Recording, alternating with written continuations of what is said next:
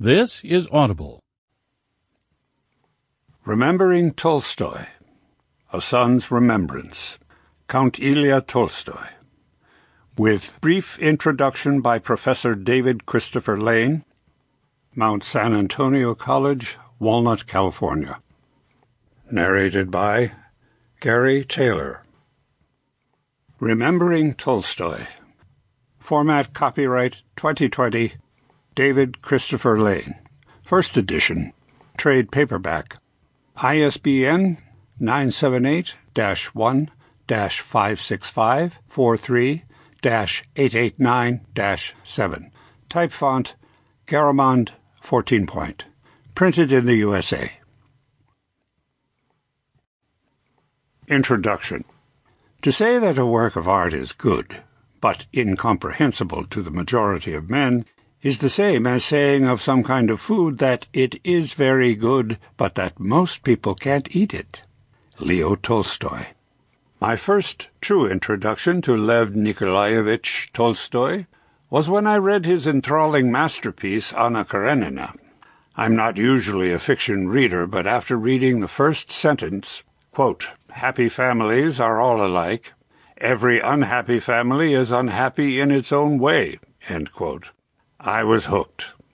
Tolstoy's writing, even in translation, is so clear and so engaging that he can hook you into whatever world he is portraying. I liken his style to well-churned butter, which turns out smoother than one thought possible. I then embarked on reading all I could from Tolstoy, from War and Peace to the Kreutzer Sonata.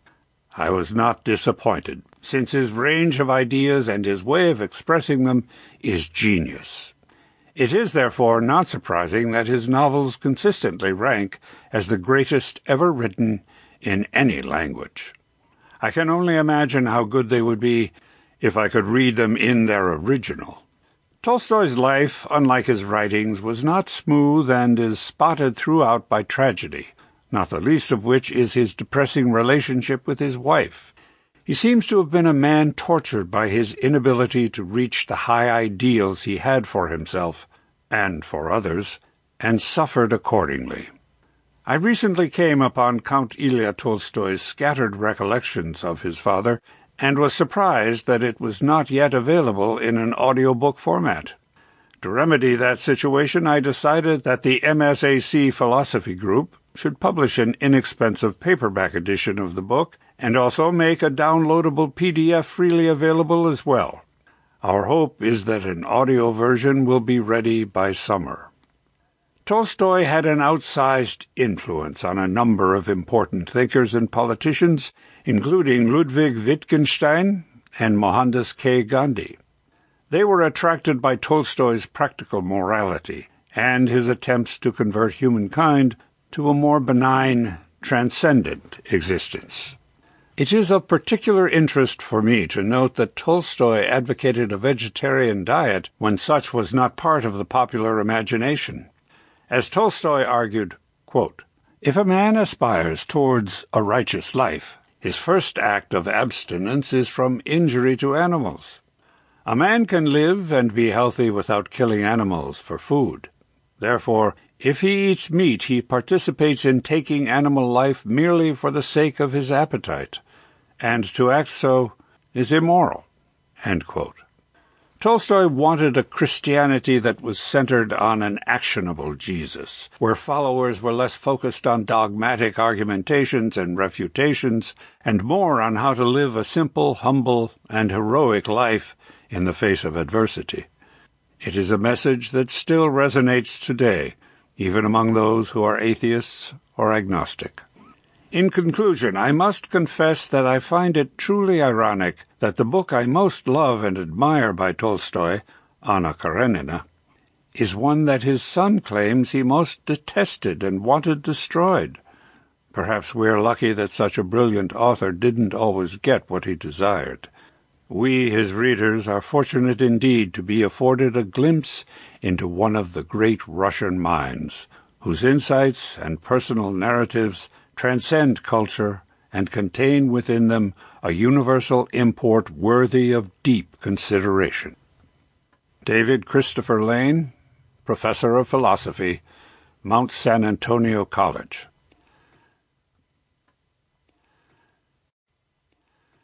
Remembering Tolstoy, Part 1. In one of his letters to his great-aunt, Alexandra Andreevna Tolstoy, my father gives the following description of his children. The eldest, Sergey, is fair-haired and good-looking. There is something weak and patient in his expression, and very gentle. His laugh is not infectious, but when he cries, I can hardly refrain from crying too. Everyone says he is like my eldest brother. I'm afraid to believe it.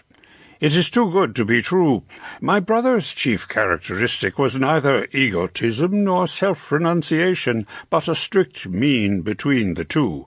He never sacrificed himself for anyone else, but not only always avoided injuring others, but also interfering with them.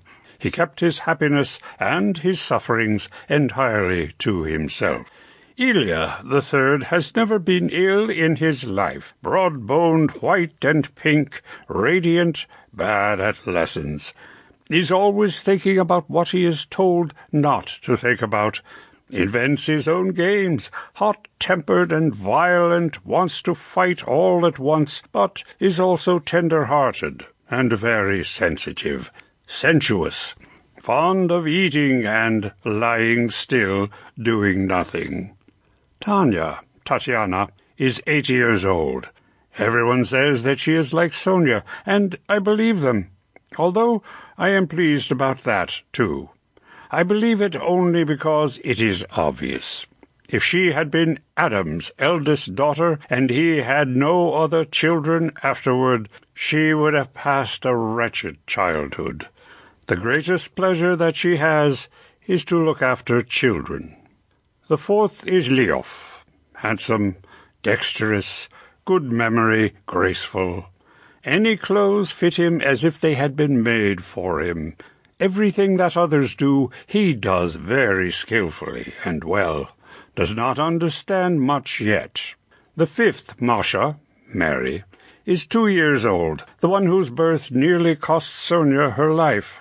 A weak and sickly child, body white as milk, curly white hair, big, queer blue eyes, queer by reason of their deep, serious expression, very intelligent and ugly. She will be one of the riddles. She will suffer. She will seek and find nothing, will always be seeking what is least attainable. The sixth, Peter, is a giant, a huge, delightful baby in a mob cap, turns out his elbows, strives eagerly after something. My wife falls into an ecstasy of agitation and emotion when she holds him in her arms, but I am completely at a loss to understand. I know that he has a great store of physical energy, but whether there is any purpose for which the store is wanted, I do not know. That is why I do not care for children under 2 or 3. I don't understand. This letter was written in 1872, when I was 6 years old. My recollections date from about that time. I can remember a few things before. Family life in the country. From my earliest childhood until the family moved into Moscow, that was in 1881, all my life was spent almost without a break at Yasnaya, Polana. This is how we live. The chief personage in the house is my mother. She settles everything. She interviews Nikolai, the cook, and orders dinner. She sends us out for walks, makes our shirts, is always nursing some baby at the breast. All day long she is bustling about the house with hurried steps. One can be naughty with her, though she is sometimes angry and punishes us. She knows more about everything than anybody else. She knows that one must wash every day, that one must eat soup at dinner, that one must talk French, learn not to crawl about on all fours, not to put one's elbows on the table, and if she says that one is not to go out walking because it is just going to rain, she is sure to be right, and one must do as she says. Papa is the cleverest man in the world. He always knows everything. There is no being naughty with him. When he is up in his study working, one is not allowed to make a noise, and nobody may go into his room. What he does when he is at work, none of us know. Later on, when I had learned to read, I was told that Papa was a writer. This was how I learned. I was very pleased with some lines of poetry one day, and asked my mother who wrote them. She told me they were written by Pushkin, and Pushkin was a great writer. I was vexed at my father not being one too. Then my mother said that my father was also a well-known writer, and I was very glad indeed. At the dinner table, Papa sits opposite Mama, and has his own round silver spoon. When old Natalia Petrovna, who lives on the floor below with great-aunt Tatiana Alexandrovna, pours herself out a glass of kvass, he picks it up and drinks it right off, then says, "Oh, I'm so sorry, Natalia Petrovna. I made a mistake." We all laugh delightedly, and it seems odd that Papa is not in the least afraid of Natalia Petrovna. When there is jelly for pudding, Papa says it is good for gluing paper boxes. We run off to get some paper, and Papa makes it into boxes. Mama is angry, but he is not afraid of her either. We have the gayest times imaginable with him now and then. He can ride a horse better and run faster than anybody else, and there is no one in the world so strong as he is. He hardly ever punishes us, but when he looks me in the eyes, he knows everything that I think, and I am frightened. You can tell stories to Mama, but not to Papa, because he will see through you at once, so nobody ever tries. Besides Papa and Mama, there was also Aunt Tatiana Alexandrovna Yergolsky. In her room she had a big icon with a silver mount. We were very much afraid of this icon because it was very old and black. When I was 6, I remember my father teaching the village children. They had their lessons in the other house, where Alexei Stepanich, the bailiff, lived, and sometimes on the ground floor of the house we lived in. There were a great number of village children who used to come. When they came, the front hall smelled of sheepskin jackets.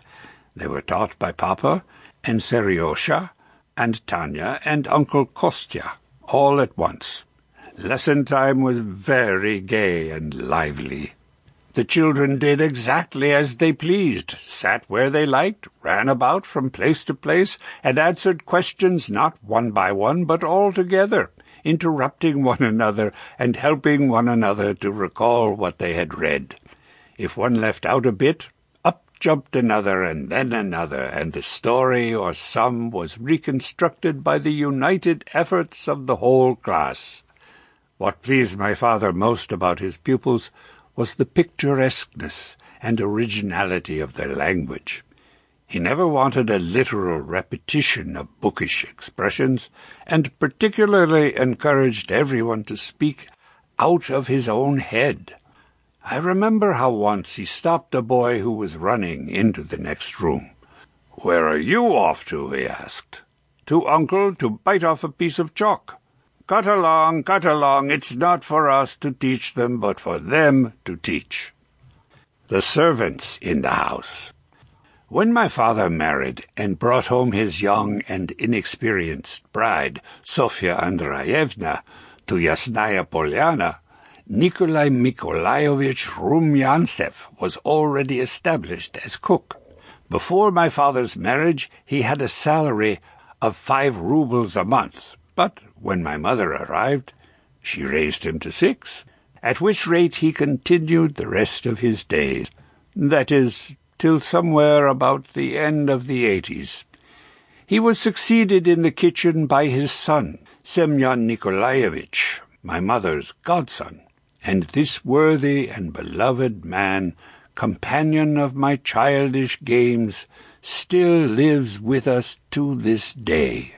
Under my mother's supervision, he prepared my father's vegetarian diet with affectionate zeal, and without him, my father would very likely never have lived to the ripe old age he did. Agafya Mikhailovna was an old woman who lived at first in the kitchen of the other house, and afterward on the home farm. Tall and thin, with big thoroughbred eyes and long straight hair like a witch turning grey, she was rather terrifying, but more than anything else, she was queer. Once upon a time, long ago, she had been housemaid to my great-grandmother, Countess Pelagaya Nikolaevna Tolstoy, my father's grandmother, née Princess Gorchakova.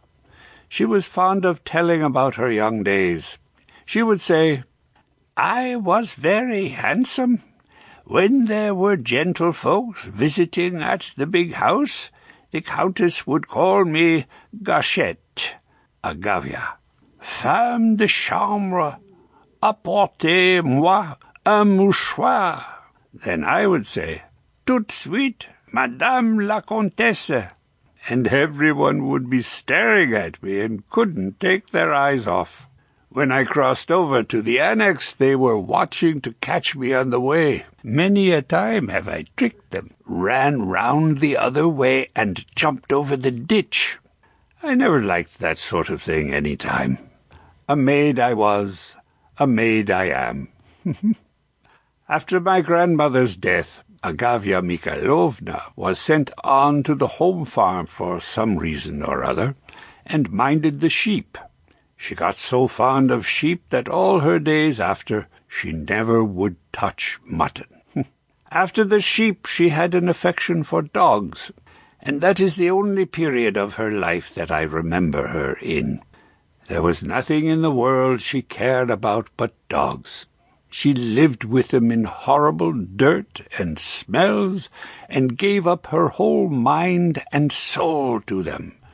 We always had setters, harriers, and borzois, and the whole kennel, often very numerous, was under Agafya Mikhailovna's management, with some boy or other to help her, usually one as clumsy and stupid as could be found.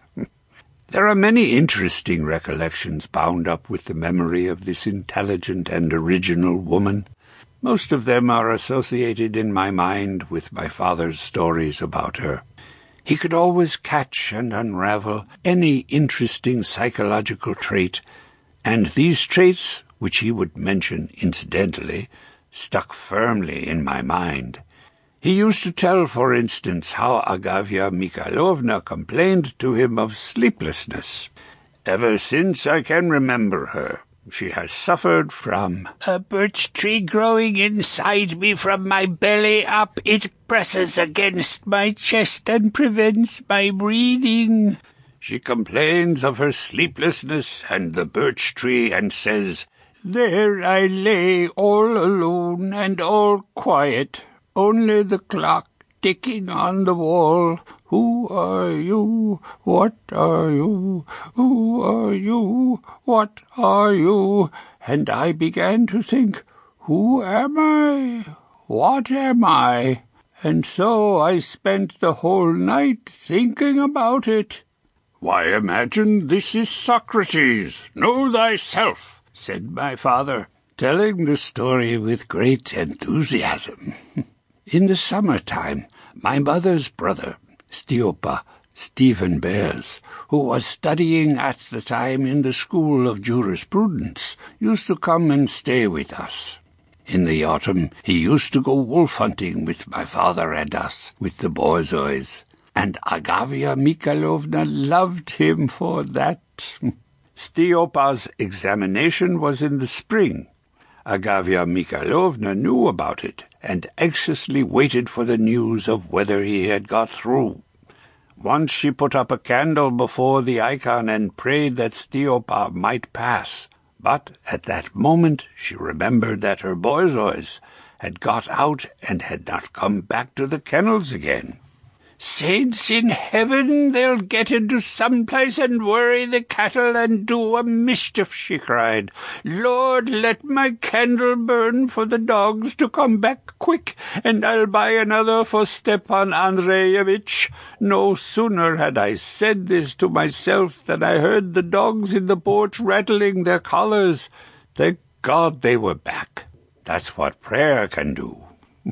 Another favorite of Agafya Mikhailovna was a young man, Misha Stakovich, who often stayed with us. "See what you have been and done to me, little countess," she said reproachfully to my sister Tanya. "You've introduced me to Mikhail Alexandrovich, and I've fallen in love with him in my old age like a wicked woman." On the 5th of February, her name day, Agafya Mikhailovna received a telegram of congratulation from Stakovich. When my father heard of it, he said jokingly to Agafya Mikhailovna, "Aren't you ashamed that a man had to trudge 2 miles through the frost at night, all for the sake of your telegram?" "Trudge, trudge! Angels bore him on their wings. Trudge indeed. You get 3 telegrams from an outlandish Jew woman," she growled, "and telegrams every day about your Golakvotika. Never a trudge then, but I get name-day greetings, and it's trudge." And one could not but acknowledge that she was right. This telegram, the only one in the whole year, that was addressed to the kennels by the pleasure it gave Agafya Mikhailovna, was far more important, of course, than this news, or the news about a ball given in Moscow in honor of a Jewish banker's daughter, or about Olga Andreevna Golokvastovy's arrival at Yasnaya. Agafya Mikhailovna died at the beginning of the 90s. There were no more hounds or sporting dogs at Yasnaya then, but till the end of her days she gave shelter to a motley collection of mongrels and tended and fed them. The home of the Tolstoys. The home of the Tolstoys. I can remember the house at the Yasnaya Polana, in the condition it was in the first years after my father's marriage. It was one of the 2-storied wings of the old mansion house of the Princes Volkonsky, which my father had sold for pulling down when he was still a bachelor. From what my father has told me, I know that the house in which he was born and spent his youth was a 3-storied building with 36 rooms. On the spot where it stood, between the 2 wings, the remains of the old stone foundation are still visible in the form of trenches filled with rubble, and the site is covered with big 60-year-old trees that my father himself planted. When anyone asked my father where he was born, he used to point to a tall larch which grew on the site of the old foundations. "Up there, where the top of that larch waves," he used to say, "that's where my mother's room was, where I was born on a leather sofa."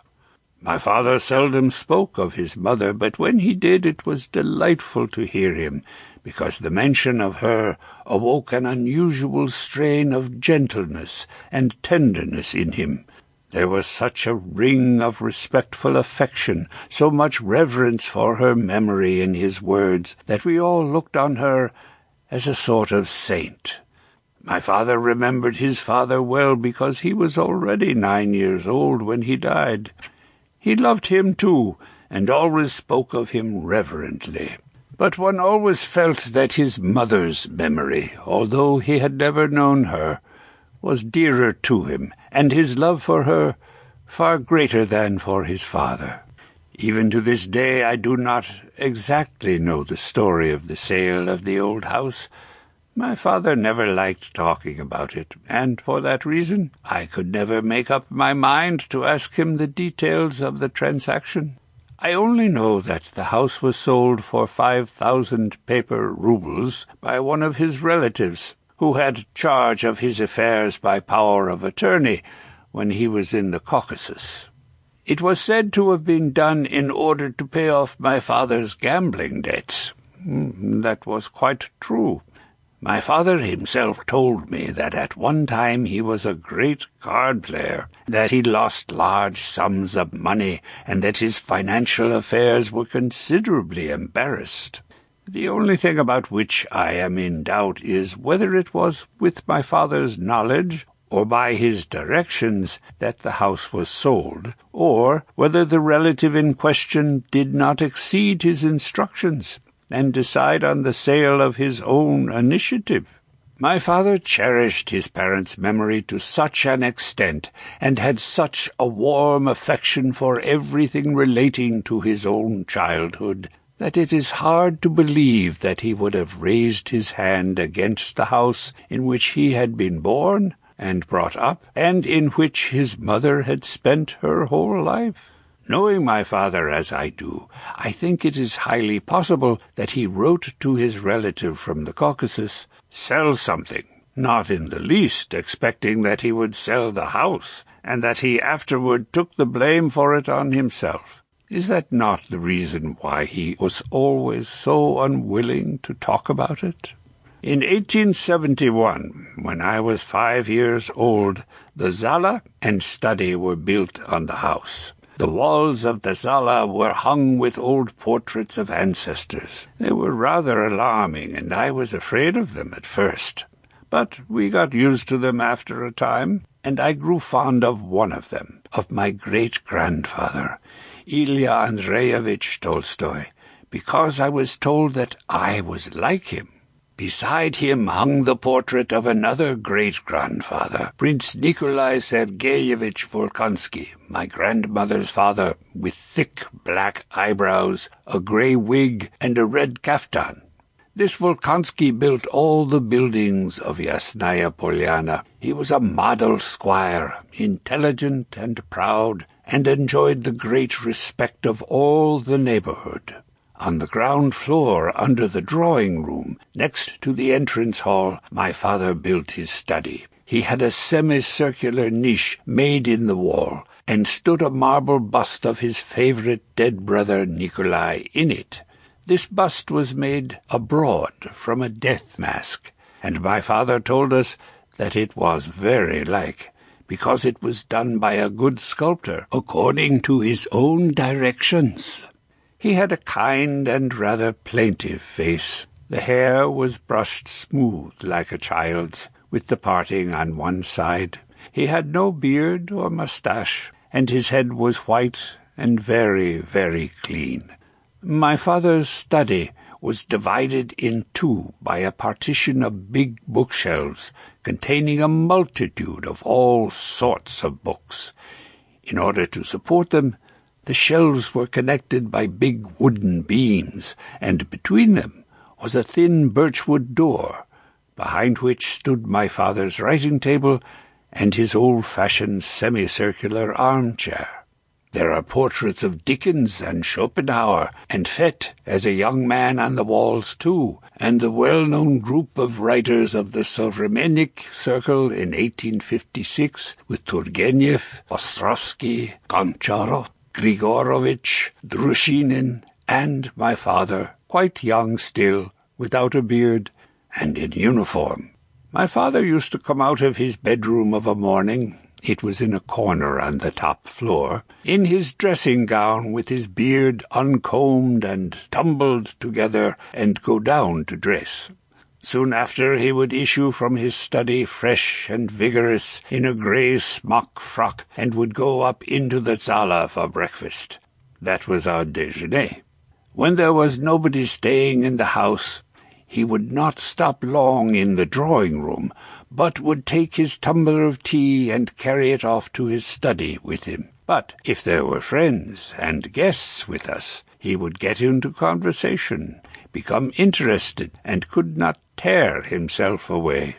At last he would go off to his work, and we would disperse, in winter to the different schoolrooms, in summer to the croquet lawn or somewhere about the gardens.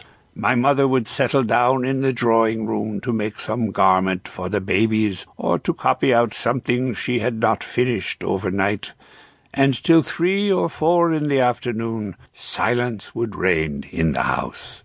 Then my father would come out of his study and go off for his afternoon's exercise. Sometimes he would take a dog and a gun, sometimes ride, and sometimes merely go for a walk to the imperial wood. At 5, the big bell that hung on the broken bough of an old elm tree in front of the house would ring, and we would all run to wash our hands and collect for dinner. He was very hungry and ate voraciously of whatever turned up. My mother would try to stop him, would tell him not to waste all his appetite on kasha, because there were chops and vegetables to follow. "You'll have a bad liver again," she would say. But he would pay no attention to her, and would ask for more and more until his hunger was completely satisfied. Then he would tell us all about his walk, where he put up a covey of black game, what new paths he discovered in the imperial wood beyond Kudayarov well, or if he rode, how the young horse he was breaking in began to understand the reins and the pressure of the leg. All this he would relate in the most vivid and entertaining way, so that the time passed gaily and animatedly.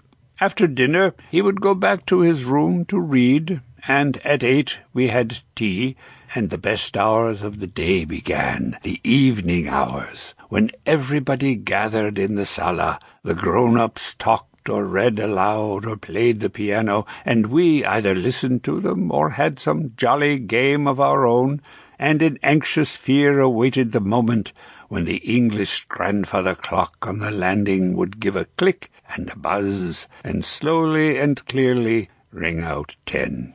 Perhaps Mamma would not notice. She was in the sitting-room making a copy. "Come, children, bedtime, say good night," she would call. "In a minute, Mamma, just 5 minutes." "Run along, it's high time, or there will be no getting you up in the morning to do your lessons." We would say a lingering good night, on the lookout for any chance for delay, and at last would go downstairs through the arches, annoyed at the thought that we were children still, and had to go to bed, while the grown-ups could stay up as long as ever they liked. A journey to the steppes. When I was still a child, and had not yet read War and Peace, I was told that Natasha Rostov was Aunt Tanya.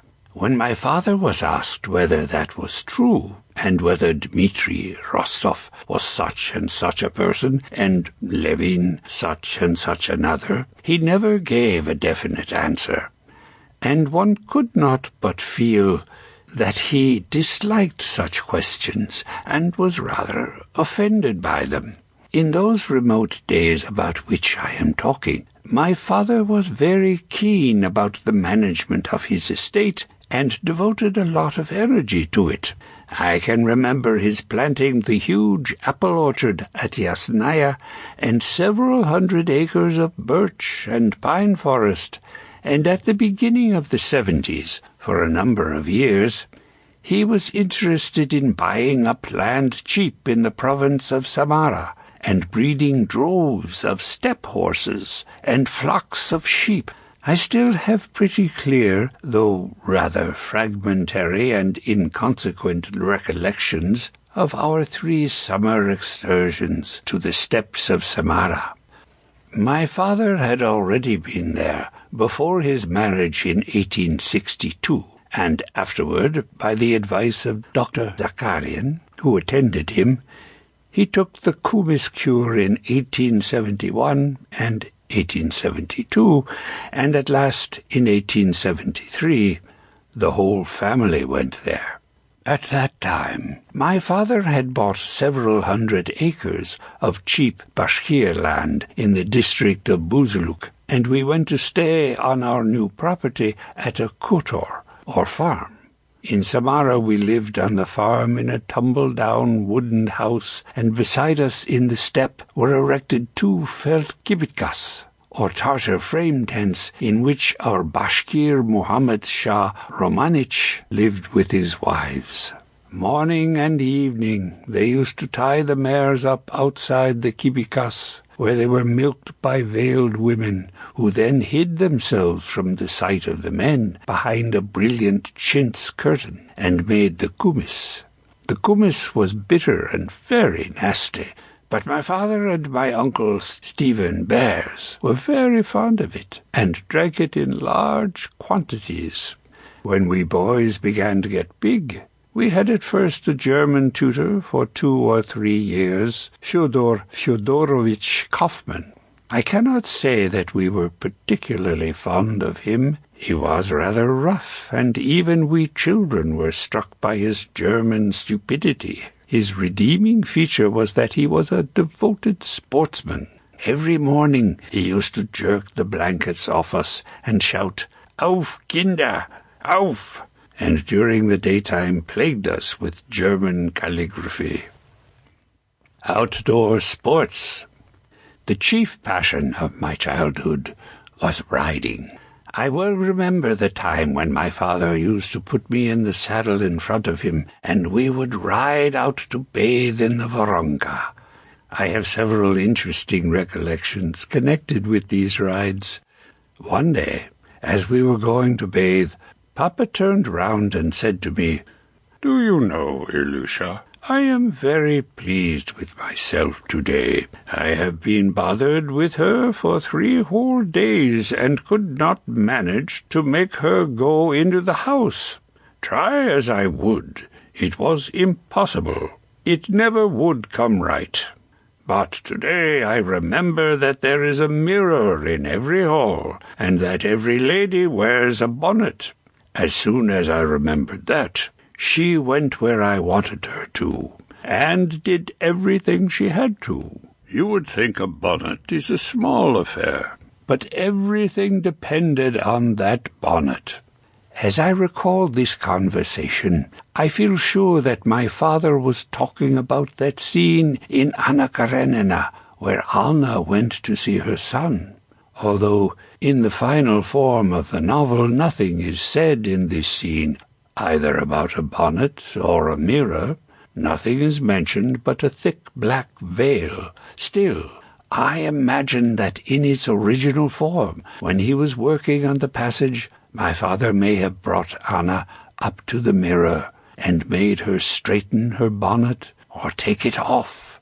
I can remember the interest with which he told me this, and it now seems strange that he should have talked about such subtle artistic experiences to a boy of 7, who was hardly capable of understanding him at the time. However, that was often the case with him. I once heard from him a very interesting description of what a writer needs for his work. "You cannot imagine how important one's mood is," he said. "Sometimes you get up in the morning, fresh and vigorous, with your head clear, and you begin to write. Everything is sensible and consistent. You read it over next day and have to throw the whole thing away because, good as it is, it misses the main thing. There is no imagination in it, no subtlety, none of the necessary something, none of that only just without which all your cleverness is worth nothing. Another day you get up after a bad night with your nerves all on edge, and you think, today I shall write well at any rate. And, as a matter of fact, what you write is beautiful, picturesque, with any amount of imagination. You look it through again. It is no good, because it is written stupidly. There is plenty of colour, but not enough intelligence. One's writing is good only when the intelligence and the imagination are in equilibrium. As soon as one of them overbalances the other, it's all up. You may as well throw it away and begin afresh. As a matter of fact, there was no ending to the rewriting in my father's works. His industry in this particular was truly marvelous. We were always devoted to sport from our earliest childhood. I can remember as well as I remember myself my father's favourite dog in those days, an Irish setter called Dora. They would bring round the cart with a very quiet horse between the shafts, and we would drive out to the marsh, to Degatna or to Malakoff. My father and sometimes my mother or a coachman sat on the seat, while I and Dora lay on the floor. When we got to the marsh, my father used to get out, stand his gun on the ground, and holding it with his left hand, load it. Dora, meanwhile, fidgeted about, whining impatiently and wagging her thick tail. While my father splashed through the marsh, we drove round the bank somewhat behind him, and eagerly followed the ranging of the dog, the getting up of the snipe, and the shooting. My father sometimes shot fairly well, though he often lost his head and missed frantically. But our favourite sport was coursing with greyhounds. What a pleasure it was when the footman Sergey Petrovich came in and woke us up before dawn with a candle in his hand. We jumped up full of energy and happiness, trembling all over in the morning cold, threw on our clothes as quickly as we could, and ran out into the zala, where the samovar was boiling, and Papa was waiting for us. Sometimes Mamma came in her dressing gown, and made us put on all sorts of extra woolen stockings and sweaters and gloves. "What are you going to wear, Lyubotchka?" she would say to Papa. "It's very cold today, and there is a wind. Only the Kuzminsky overcoat again today. You must put on something underneath, if only for my sake."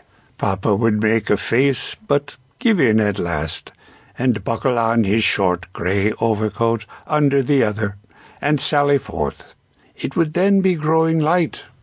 Our horses were brought round, we got on, and rode first to the other house, or to the kennels to get the dogs.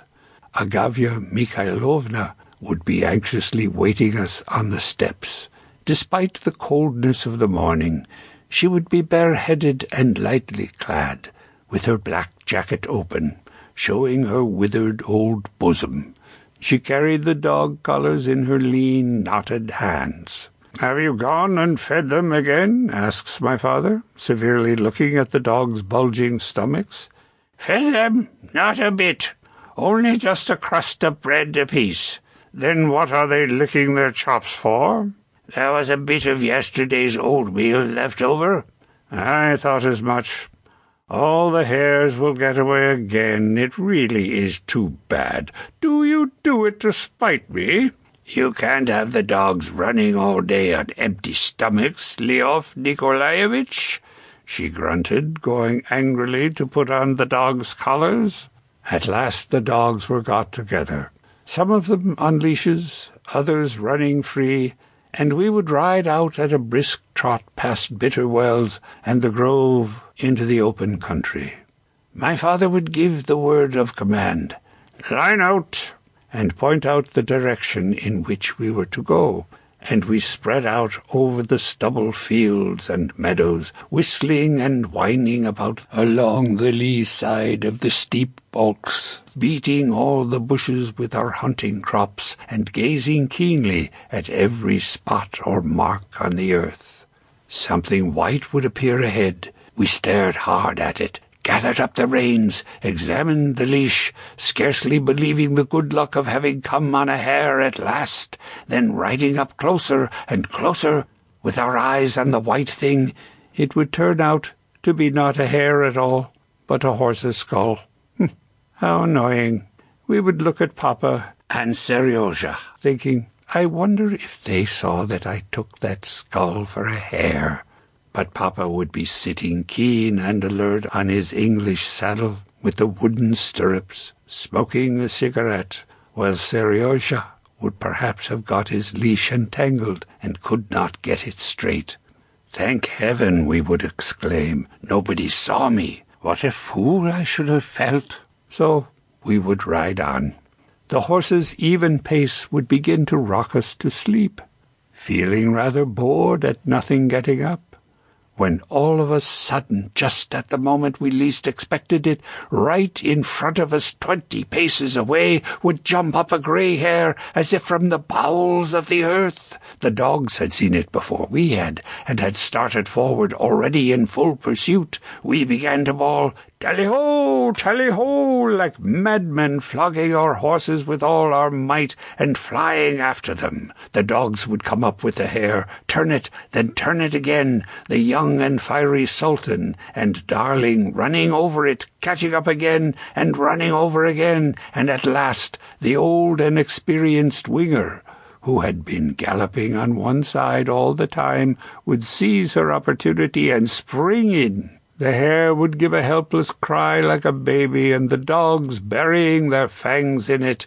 in a star-shaped group, would begin to tug in different directions. "Let go! Let go!"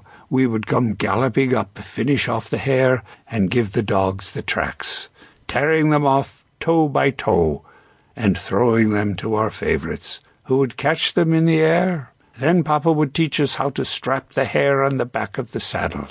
After the run, we would all be in better spirits and get to better places near Yasnaya and Retinka. Grey hares would get up oftener. Each of us would have his spoils in the saddle straps now, and we would begin to hope for a fox. Not many foxes would turn up. If they did, it was generally Tomashka, who was old and staid, who distinguished himself. He was sick of hares and made no great effort to run after them, but with a fox he would gallop at full speed, and it was almost always he who killed. It would be late, often dark, when we got back home. Anna Karenina. I remember my father writing his alphabet and reading book in 1871 and 1872, but I cannot at all remember his beginning, Anna Karenina. I probably knew nothing about it at the time. What did it matter to a boy of 7 what his father was writing? It was only later, when one kept hearing the name again and again, and bundles of proofs kept arriving and were sent off almost every day, that I understood that Anna Karenina was the name of the novel on which my father and mother were both at work. My mother's work seemed much harder than my father's, because we actually saw her at it, and she worked much longer hours than he did. She used to sit in the sitting-room of the sala at her little writing table and spend all her free time writing, leaning over the manuscript and trying to decipher my father's scrawl with her short-sighted eyes. She used to spend whole evenings over it, and often sat up late at night after everybody else had gone to bed. Sometimes, when anything was written quite illegibly, she would go to my father's study and ask him what it meant. But this was very rare, because my mother did not like to disturb him. When it happened, my father used to take the manuscript in his hand and ask with some annoyance, "What on earth is the difficulty?" and would begin to read it aloud. When he came to the difficult place, he would mumble and hesitate, and sometimes had the greatest difficulty in making out, or rather in guessing, what he had written.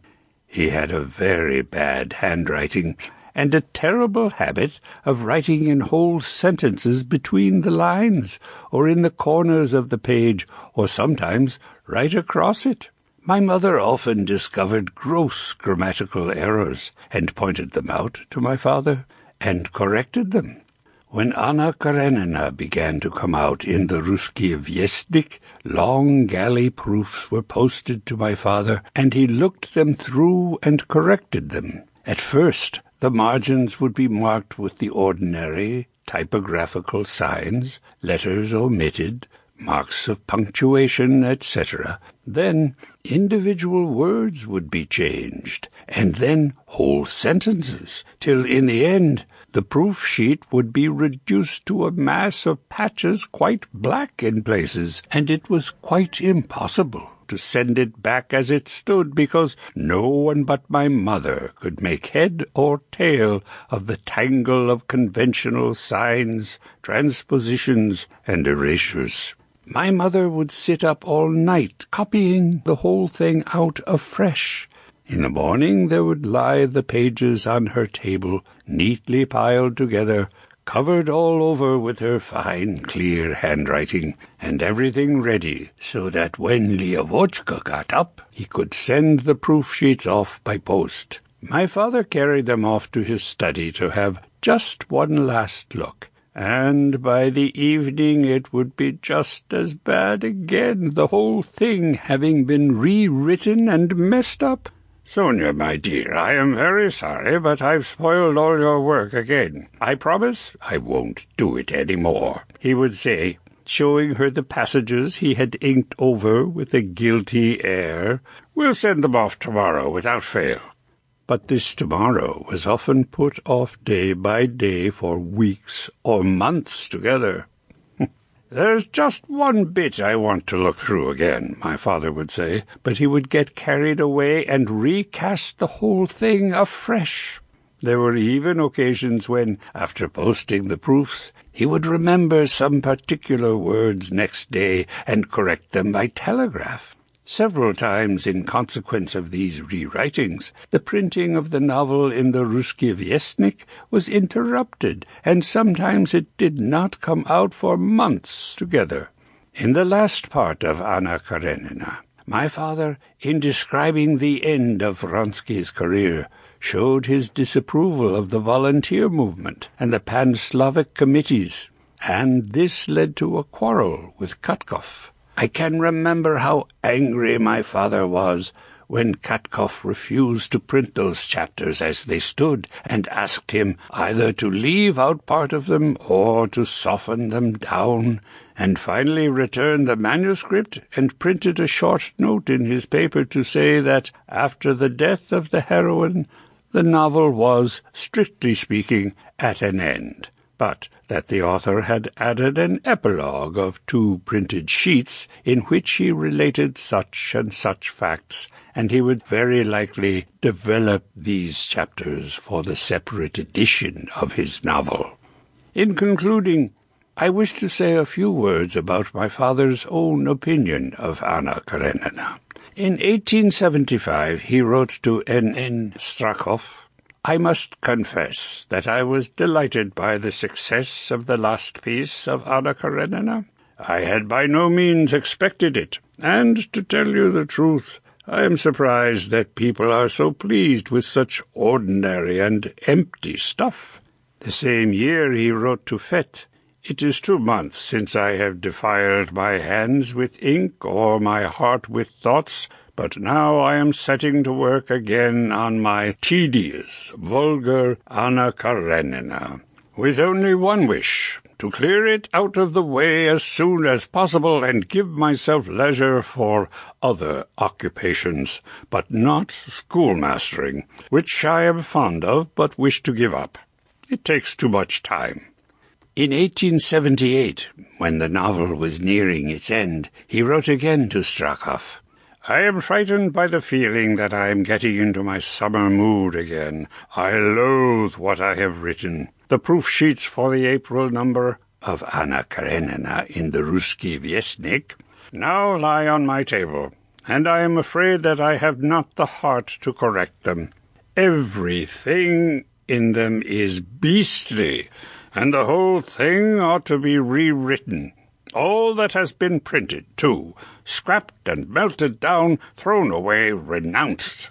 I ought to say, I am sorry, I will not do it any more, and try to write something fresh, instead of all this incoherent, neither fish nor flesh nor fowlish stuff. That was how my father felt toward his novel while he was writing it. Afterward, I often heard him say much harsher things about it. "What difficulty is there in writing about how an officer fell in love with a married woman?" he used to say. "There is no difficulty in it, and above all, no good in it." I am quite convinced that if my father could have done so, he long ago would have destroyed this novel, which he never liked and always wanted to disown. Remembering Tolstoy, Part 2. In the summer, when both families were together at Yasnaya, our own and the Kuzminskis', when both the house and the annex were full of the family and their guests, we used our letterbox. It originated long before, when I was still small, and had only just learned to write, and it continued with intervals till the middle of the 80s. It hung on the landing at the top of the stairs, beside the grandfather's clock, and everyone dropped his compositions into it, the verses, articles, or stories that he had written on topical subjects in the course of the week. On Sundays, we would all collect at the round table in the Zala. The box would be solemnly opened, and one of the grown-ups, often my father himself, would read the contents aloud. All the papers were unsigned, and it was a point of honor not to peep at the handwriting, but, despite this, we almost always guessed the author, either by the style, by his self-consciousness, or else by the strained indifference of his expression.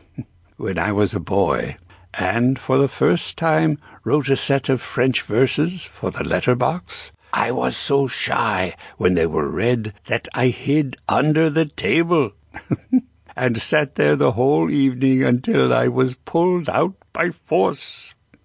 For a long time after, I wrote no more, and was always fonder of hearing other people's compositions read than read my own. All the events of our life at Yasnaya Polana found their echo in one way or another in the letterbox, and no one was spared, not even the grown-ups. All our secrets, all our love affairs, all the incidents of our complicated life were revealed in the letterbox, and both household and visitors were good-humouredly made fun of. Unfortunately, much of the correspondence has been lost, but bits of it have been preserved by some of us in copies or in memory. I cannot recall everything interesting that there was in it, but here are a few of the more interesting things from the period of the 80s. The letterbox. The old fogey continues his questions. Why, when women or older men enter the room, does every well-bred person not only offer them a seat, but give them up his own? Why do they make Yushikov, or some Servian officer who comes to pay a visit, necessarily stay to tea or dinner? Why is it considered wrong to let an older person or a woman help you on with your overcoat? And why are all these charming rules considered obligatory towards others when every day ordinary people come, and we not only do not ask them to sit down or to stop to dinner or spend the night or render them any service, but would look on it as the height of impropriety? Where do those people end to whom we are under these obligations? By what characteristics are the one sort distinguished from the others? And are not all these rules of politeness bad if they do not extend to all sorts of people? And is not what we call politeness an illusion, and a very ugly illusion? Question: which is the most beastly plague? A cattle plague case for a farmer, or the ablative case for a schoolboy? Answers are requested to the following questions. Why do Ustyusha, Masha, Alyona, Peter, etc. have to bake, boil, sweep, empty slops, wait at table, while the gentry have only to eat, gobble, quarrel, make slops, and eat again? my Aunt Tanya, when she was in a bad temper because the coffee pot had been split or because she had been beaten at croquet, was in the habit of sending everyone to the devil. My father wrote the following story, Susoichik, about it. The devil, not the chief devil, but one of the rank and file, the one charged with the management of social affairs, Susoichik by name, was greatly perturbed on the 6th of August, 1884. From the early morning onward, people kept arriving who had been sent him by Tatiana Kuzminsky. The first to arrive was Alexander Mikhailovich Kuzminsky. The second was Misha Islavin. The third was Vyacheslav. The fourth was Sergey Tolstoy. And last of all came old Leo Tolstoy Sr., accompanied by Prince Urisov. The first visitor, Alexander Mikhailovich, caused Susoichik no surprise, as he often paid Susoichik visits in obedience to the behests of his wife. "What, has your wife sent you again?" "Yes," replied the presiding judge of the district court shyly, not knowing what explanation he could give of the cause of his visit. "You come here very often. What do you want?" "Oh, nothing in particular. She just sent her compliments," murmured Alexander Mikhailovich, departing from the exact truth with some effort. "Very good, very good. Come whenever you like. She is one of my best workers." Before Susoichik had time to show the judge out, in came all the children, laughing and jostling and hiding one behind the other. "What brought you here, youngsters? Did my little Tanichka send you?" "That's right. No harm in coming. Give my compliments to Tanya, and tell her I am always at her service. Come whenever you like. Old Susoichik may be of use to you." No sooner had the young folk made their bow than old Leo Tolstoy appeared with Prince Urisov. "Aha, so it's the old boy. Many thanks to Tanichka.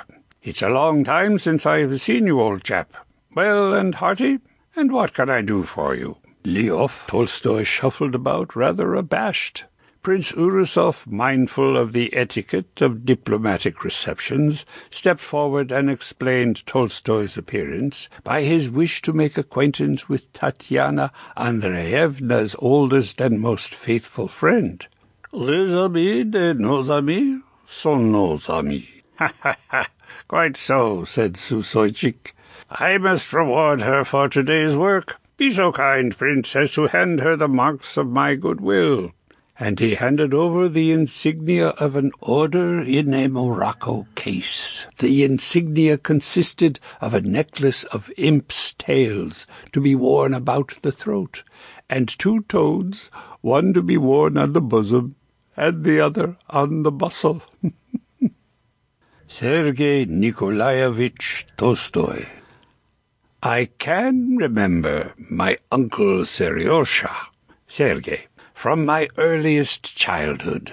He lived at Pirogova, 20 miles from Yasnaya, and visited us often. As a young man he was very handsome. He had the same features as my father, but he was slenderer and more aristocratic-looking. He had the same oval face, the same nose, the same intelligent grey eyes, and the same thick overhanging eyebrows. The only difference between his face and my father's was defined by the fact that in those distant days, when my father cared for his personal appearance, he was always worrying about his ugliness, while Uncle Seryosha was considered, and really was, a very handsome man. This is what my father says about Uncle Seryosha in his fragmentary reminiscences. "I and Nitenka were chums. Nikolinka I revered. But Seryosha I admired enthusiastically and imitated. I loved him and wished to be he. I admired his handsome exterior, his singing — he was always a singer — his drawing, his gaiety, and above all, however strange a thing it may seem to say, the directness of his egoism. I always remembered myself, was aware of myself, always divined rightly or wrongly what others thought about me and felt toward me, and this spoiled the joy of life for me. This was probably the reason why I particularly delighted in the opposite of this in other people, namely, directness of egoism. That is what I especially loved in Seryoja, though the word loved is inexact. I loved Nikolenka, but I admired Seryoja as something alien and incomprehensible to me. It was a human life very beautiful, but completely incomprehensible to me, mysterious, and therefore especially attractive. He died only a few days ago, and while he was ill, and while he was dying, he was just as inscrutable and just as dear to me as he had been in the distant days of our childhood.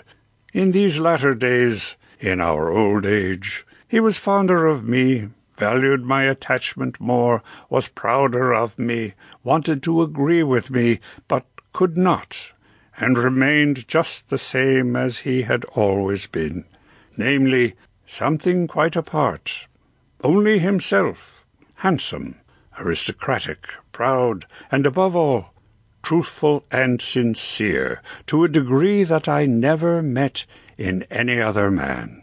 He was what he was. He concealed nothing, and did not wish to appear anything different. Uncle Seryoja never treated children affectionately. On the contrary, he seemed to put up with us, rather than to like us. But we always treated him with particular reverence. The result, as I can see now, partly of his aristocratic appearance, but chiefly because of the fact that he called my father Lyovochka, and treated him just as my father treated us. He was not only not in the least afraid of him, but was always teasing him, and argued with him like an elder person with a younger. We were quite alive to this. Of course, everyone knew that there were no faster dogs in the world than our black and white darling and her daughter Wizard. Not a hair could get away from them, but Uncle Seryoja said that the grey hairs about us were sluggish creatures, not at all the same thing as step-hares, and neither darling nor Wizard would get near a step-hare. We listened with open mouths, and did not know which to believe, Papa or Uncle Seryoja. Uncle Seryoja went out coursing with us one day. A number of grey hairs were run down, not one getting away. Uncle Seryoja expressed no surprise, but still maintained that the only reason was because they were a poor lot of hares. We could not tell whether he was right or wrong. Perhaps, after all, he was right, for he was more of a sportsman than Papa, and had run down ever so many wolves, while we had never known Papa run any wolves down. Afterward, Papa kept dogs only because there was Agafya Mikhailovna to be thought of, and Uncle Seryoja gave up sport because it was impossible to keep dogs. Since the emancipation of the peasants, he said, sport is out of the question. There are no huntsmen to be had, and the peasants turn out with sticks and drive the sportsmen off the fields. What is there left to do nowadays? Country life has become impossible. With all his good breeding and sincerity, Uncle Seryoja never concealed any characteristic but one. With the utmost shyness, he concealed the tenderness of his affections, and if it ever forced itself into the light, it was only in exceptional circumstances, and that against his will. He displayed with peculiar clearness a family characteristic which was partly shared by my father, namely, an extraordinary restraint in the expression of affection, which was often concealed under the mask of indifference, and sometimes even of unexpected harshness. In the matter of wit and sarcasm, on the other hand, he was strikingly original. At one period he spent several winters in succession with his family in Moscow. One time, after a historic concert given by Anton Rubinstein, at which Uncle Seryozha and his daughter had been, he came to take tea with us in Weaver's Row. My father asked him how he had liked the concert. "Do you remember Himbut, Leovochka, Lieutenant Himbut, who was forester near Yasnaya? I once asked him what was the happiest moment of his life. Do you know what he answered? 'When I was in the cadet corps,' he said, 'they used to take down my breeches now and again and lay me across a bench and flog me. They flogged and they flogged. When they stopped, that was the happiest moment of my life.' Well, it was only during the entr'actes, when Rubinstein stopped playing, that I really enjoyed myself." He did not always spare my father. Once, when I was out shooting with a setter near Pirogovo, I drove into Uncle Seryozha's to stop the night. I do not remember apropos of what, but Uncle Seryozha averred that Leovochka was proud. He said, "He is always preaching humility and non-resistance, but he is proud himself. Nashenka's sister had a footman called Forna. When he got drunk, he used to get under the staircase, tuck in his legs, and lie down. One day they came and told him that the Countess was calling him. 'She can come and find me if she wants me,' he answered. Leovochka is just the same. When Dolgoruki sent his chief secretary Istomin to ask him to come and have a talk with him about Sintayev, the sectarian, do you know what he answered? 'Let him come here if he wants me.' Isn't that just the same as Forna? No, Leovochka is very proud. Nothing would induce him to go, and he was quite right. But it's no good talking of humility." During the last years of Sergey Nikolaevich's life, my father was particularly friendly and affectionate with him, and delighted in sharing his thoughts with him. A. Fett, in his reminiscences, describes the character of all the three Tolstoy brothers with extraordinary perspicacity. "I am convinced that the fundamental type of all the three Tolstoy brothers was identical, just as the type of all maple leaves is identical, despite the variety of their configurations. And if I set myself to develop the idea, I could show to what a degree all three brothers shared in that passionate enthusiasm without which it would have been impossible for one of them to turn into the poet Leo Tolstoy. The difference of their attitude to life was determined by the difference of the ways in which they turned their backs on their unfulfilled dreams. Nikolai quenched his ardor in skeptical derision. Leo renounced his unrealized dreams with silent reproach, and Sergey with morbid misanthropy. The greater the original store of love in such characters, the stronger, if only for a time, is their resemblance to Timon of Athens.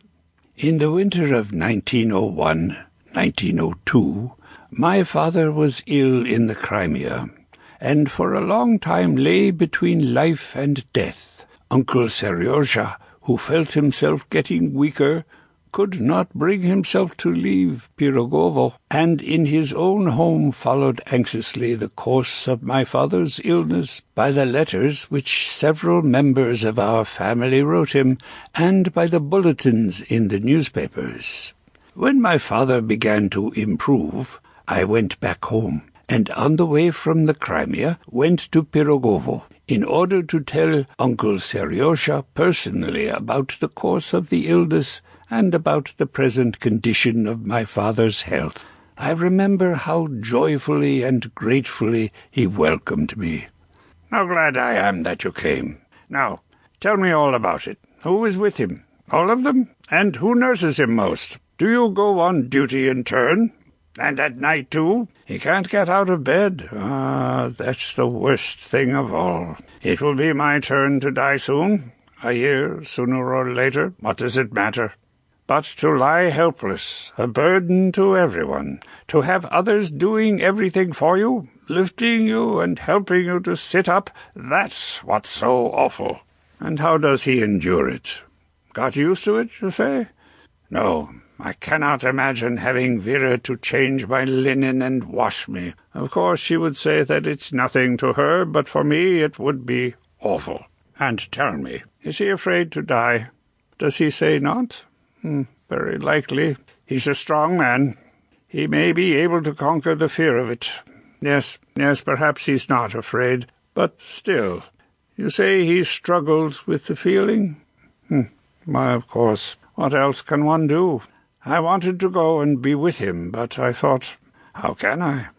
I shall crack up myself, and then there will be 2 invalids instead of 1.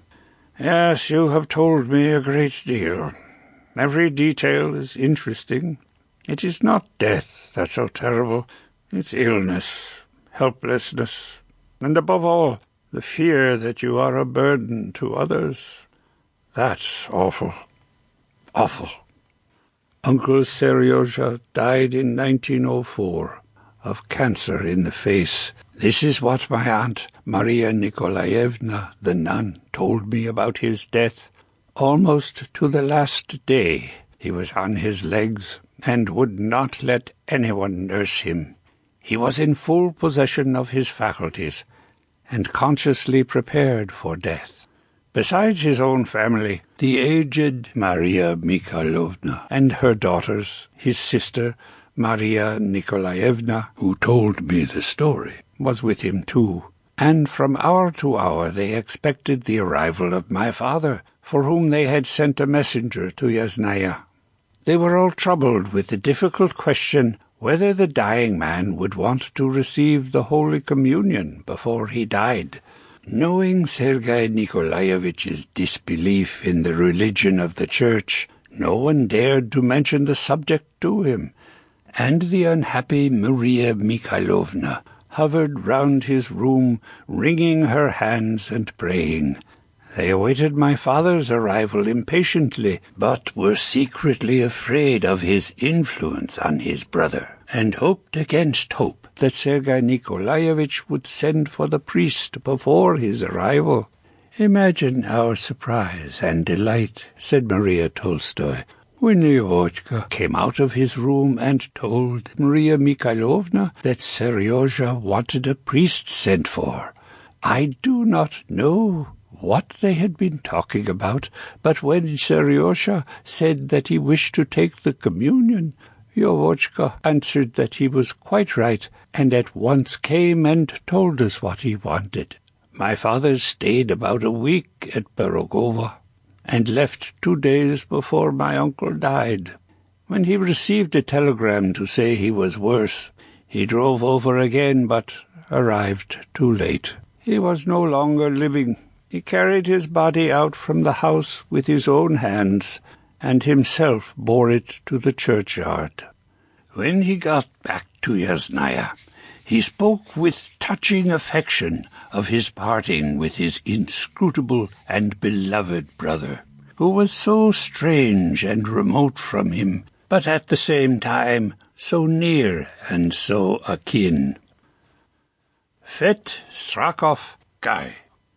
"What's this Haber doing here?" asked the young guardsman, Lieutenant Afanasy Afanasyevich Fet, of the footman one day as he entered the hall of Ivan Sergeyevich Turgenev's flat in St. Petersburg in the middle of the 50s. "It is Count Tolstoy's sabre. He is asleep in the drawing-room, and Ivan Sergeyevich is in his study having breakfast," replied Salkar. "During the hour I spent with Turgenev," says Fet in his reminiscences, "we talked in low voices for fear of waking the Count, who was asleep on the other side of the door." "He's like that all the time," said Turgenev, smiling, "ever since he got back from his battery at Sevastopol and came here to stay. He has been going the pace. Orgies, gypsies, and gambling all night long, and then sleeps like a dead man till 2 o'clock in the afternoon. I did my best to stop him, but have given it up as a bad job." It was in this visit to St. Petersburg that I and Tolstoy became acquainted, but the acquaintance was of a purely formal character, as I had not yet seen a line of his writings and had never heard of his name in literature, except that Turgenev mentioned his stories of childhood. Soon after this, my father came to know Fett intimately, and they struck up a firm and lasting friendship, and established a correspondence which lasted almost till Fett's death. It was only during the last years of Fett's life, when my father was entirely absorbed in his new ideas, which were so at variance with Afanasyevich's whole philosophy of life, that they became estranged and met more rarely.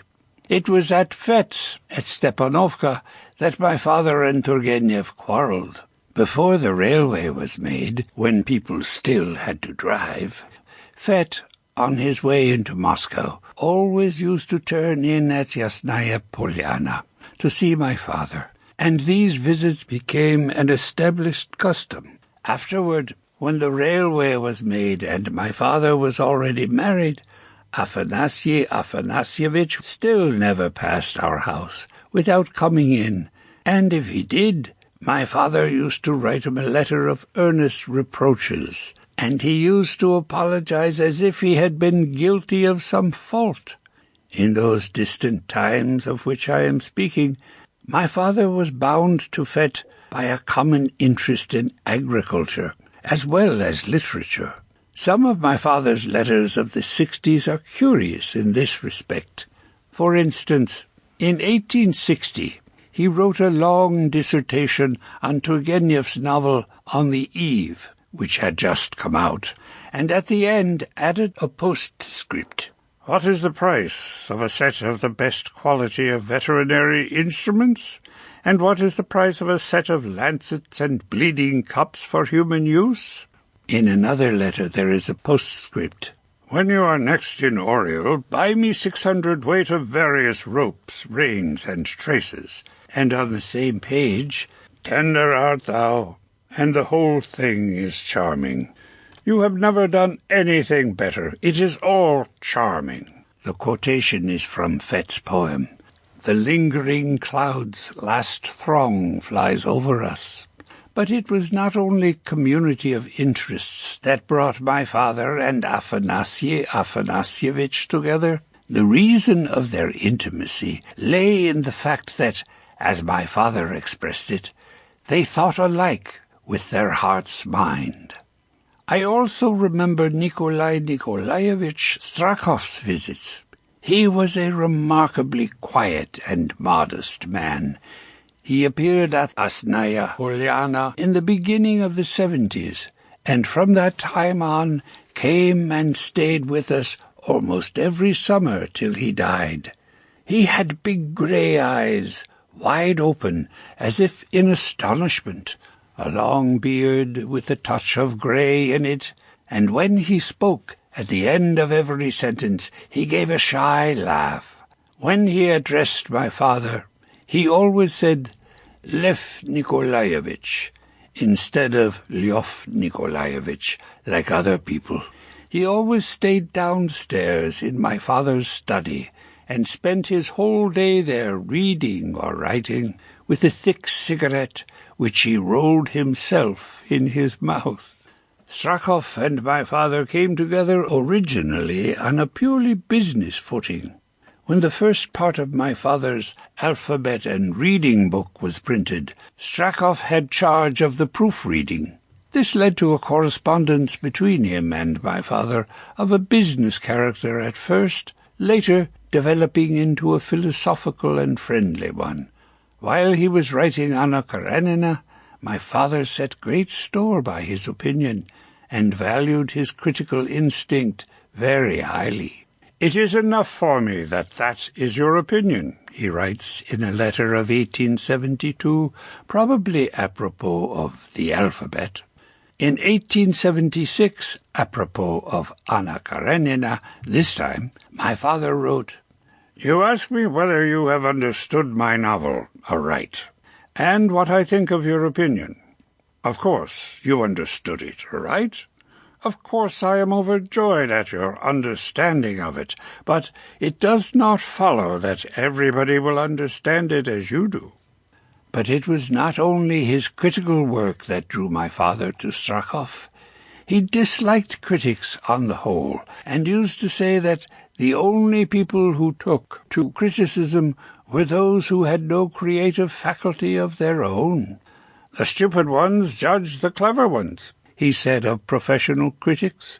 What he valued most in Strachov was the profound and penetrating thinker. He was a real friend of my father's. My father himself so described him, and I recall his memory with deep affection and respect.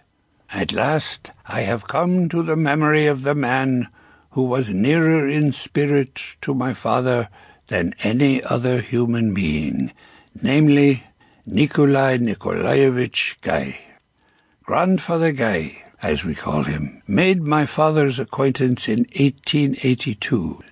While living on his farm in the province of Chernigov, he chanced to read my father's pamphlet on the census, and finding a solution in it of the very questions which were troubling him at the time, without delay he started out and hurried into Moscow. I remember his first arrival, and I have always retained the impression that from the first words they exchanged, he and my father understood each other and found themselves speaking the same language. Just like my father, Guy was at this time passing through a great spiritual crisis, and travelling almost the same road as my father in his search after truth. He had arrived at the study of the gospel and a new understanding of it. My sister Tatiana wrote, "For the personality of Christ he entertained a passionate and tender affection, as if for a near and familiar friend, whom he loved with all the strength of his soul." Often during heated arguments, Nikolai Nikolaevich would take the gospel, which he always carried about with him, from his pocket, and read out some passage from it appropriate to the subject in hand. "This book contains everything a man needs," he used to say on these occasions. While reading the gospel, he often looked up at the person he was talking to, and went on reading without looking at the book. His face glowed at such moments with such inward joy that one could see how near and dear the words he was reading were to his heart. He knew the whole gospel almost by heart, but he said that every time he read it he enjoyed a new and genuine spiritual delight.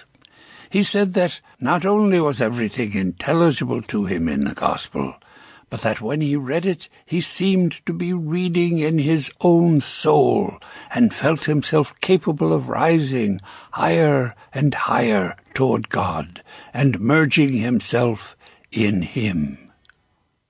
Turgenev. I do not mean to recount all the misunderstandings which existed between my father and Turgenev, which ended in a complete breach between them in 1861. The actual external facts of that story are common property, and there is no need to repeat them. According to general opinion, the quarrel between the two greatest writers of the day arose out of their literary rivalry.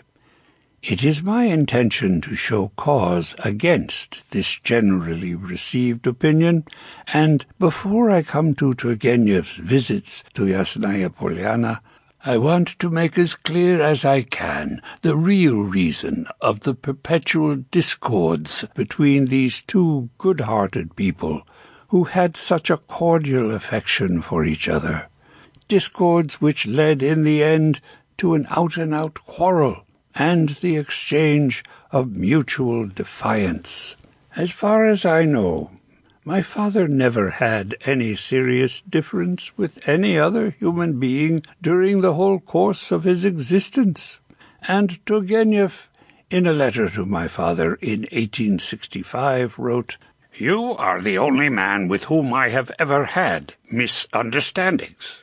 Whenever my father related his quarrel with Ivan Sergeyevich, he took all the blame on himself. Turgenev, immediately after the quarrel, wrote a letter apologizing to my father, and never sought to justify his own part in it. Why was it that, as Turgenev himself put it, his constellation and my father's moved in the ether with unquestioned enmity?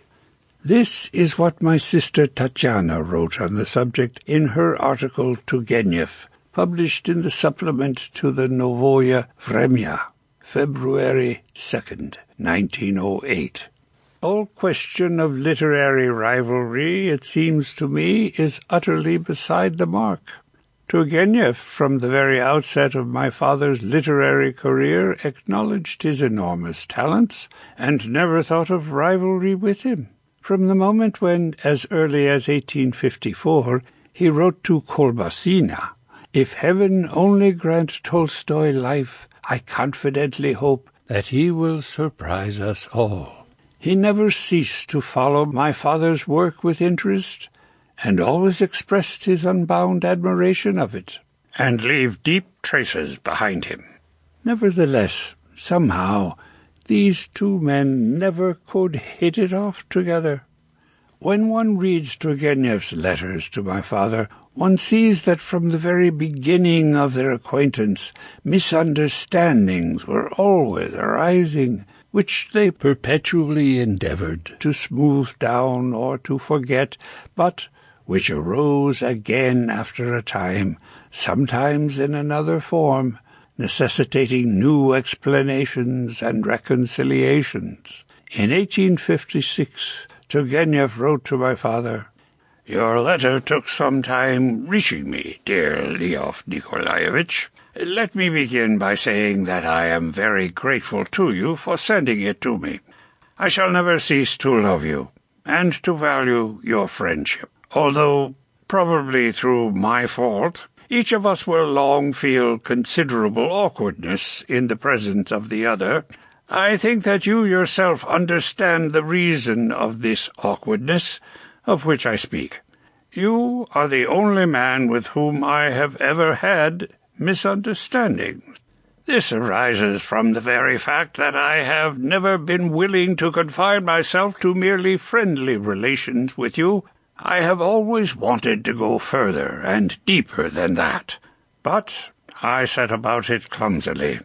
I irritated and upset you, and when I saw my mistake, I drew back too hastily, perhaps, and it was this which caused this gulf between us. But this awkwardness is a mere physical impression, nothing more. And if when we meet again you see the old mischievous look in my eyes, believe me, the reason of it will not be that I am a bad man. I assure you that there is no need to look for any other explanation. Perhaps I may add also that I am much older than you, and I have traveled a different road. Outside of our special so-called literary interests, I am convinced we have few points of contact. Your whole being stretches out hands toward the future. Mine is built up in the past. For me to follow you is impossible. For you to follow me is equally out of the question. You are too far removed from me, and besides you stand too firmly on your own legs to become anyone's disciple. I can assure you that I never attributed any malice to you, never suspected you of any literary envy. I have often thought, if you will excuse the expression, that you were wanting in common sense, but never in goodness. You are too penetrating not to know that if either of us has cause to envy the other, it is certainly not you that has cause to envy me. The following year he wrote a letter to my father, which, it seems to me, is a key to the understanding of Turgenev's attitude toward him. You write that you are very glad you did not follow my advice and become a pure man of letters. I don't deny it. Perhaps you are right. Still, batter my poor brains as I may, I cannot imagine what else you are if you are not a man of letters. A soldier? A squire? A philosopher? The founder of a new religious doctrine? A civil servant? A man of business? Please resolve my difficulties, and tell me which of these suppositions is correct. I am joking, but I really do wish beyond all things to see you under way at last, with all sails set. It seems to me that Turgenev, as an artist, saw nothing in my father beyond his great literary talent, and was unwilling to allow him the right to be anything besides an artist and a writer. Any other line of activity on my father's part offended Turgenev, as it were, and he was angry with my father because he did not follow his advice. He was much older than my father. He did not hesitate to rank his own talent lower than my father's, and demanded only one thing of him, that he should devote all the energies of his life to his literary work. And lo and behold, my father would have nothing to do with his magnanimity and humility, would not listen to his advice, but insisted on going the road which his own tastes and nature pointed out to him. Turgenev's tastes and character were diametrically opposed to my father's. While opposition always inspired my father and lent him strength, it had just the opposite effect on Turgenev. Being wholly in agreement with my sister's views, I will merely supplement them with the words uttered by his brother, Nikolaevich, who said that Turgenev cannot reconcile himself to the idea that Lyovochka is growing up and freeing himself from his tutelage. As a matter of fact, when Turgenev was already a famous writer, no one had ever heard of Tolstoy, and as Fett expressed it, there was only something said about his stories from childhood. I can imagine with what secret veneration a young writer just beginning must have regarded Turgenev at that time, and all the more because Ivan Sergeyevich was a great friend of my father's elder and beloved brother Nikolai. I do not like to assert it positively, but it seems to me that just as Turgenev was unwilling to confine himself to merely friendly relations, so my father also felt too warmly toward Ivan Sergeyevich, and that was the very reason why they could never meet without disagreeing and quarreling. In confirmation of what I say here is a passage from a letter written by V. Botkin, a close friend of my father's, and of Ivan Sergeyevich's to A. A. Fett, written immediately after their quarrel. I think that Tolstoy really has a passionately affectionate nature, and he would like to love Turgenev in the warmest way possible. But unfortunately, his impulsive feeling encounters nothing but a kindly, good-natured indifference, and he can by no means reconcile himself to that. Turgenev himself said that when they first came to know each other, my father dogged his heels like a woman in love, and at one time he used to avoid him because he was afraid of his spirit of opposition. My father was perhaps irritated by the slightly patronizing tone which Turgenev adopted from the very outset of their acquaintance, and Turgenev was irritated by my father's crankiness, which distracted him from his proper métier, literature. In 1870, before the date of the quarrel, Turgenev wrote to Fett, "Leo Tolstoy continues to play the crank. It was evidently written in his stars. When will he turn his last somersault and stand on his feet at last?" Turgenev was just the same about my father's confession, which he read not long before his death. Having promised to read it, to try to understand it, and not to lose my temper, he started to write a long letter in answer to the confession, but never finished it, for fear of becoming disputatious. In a letter to D.V. Grigorovich, he called the book, which was based, in his opinion, on false premises, a denial of all live human life, and a new sort of nihilism. It is evident that, even then, Turgenev did not understand what a mastery my father's new philosophy of life had obtained over him, and he was inclined to attribute his enthusiasm, along with the rest, to the same perpetual crankiness and somersaults to which he had formerly attributed his interest in school-teaching, agriculture, the publication of a paper, and so forth. Ivan Sergeyevich 3 times visited Yasnaya, Polana, within my memory.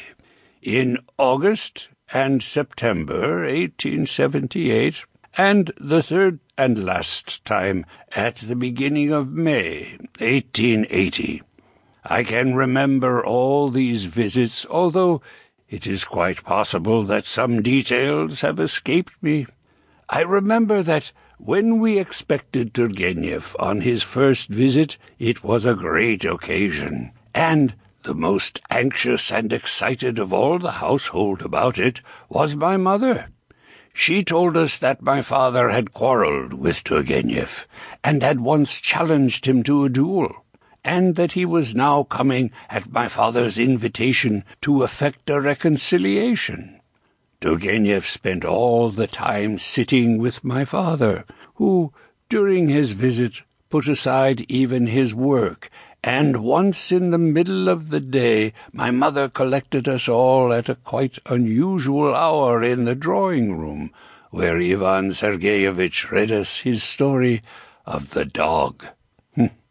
I can remember his tall, stalwart figure, his grey, silky, yellowish hair, his soft tread, rather waddling walk, and his piping voice, quite out of keeping with his majestic exterior.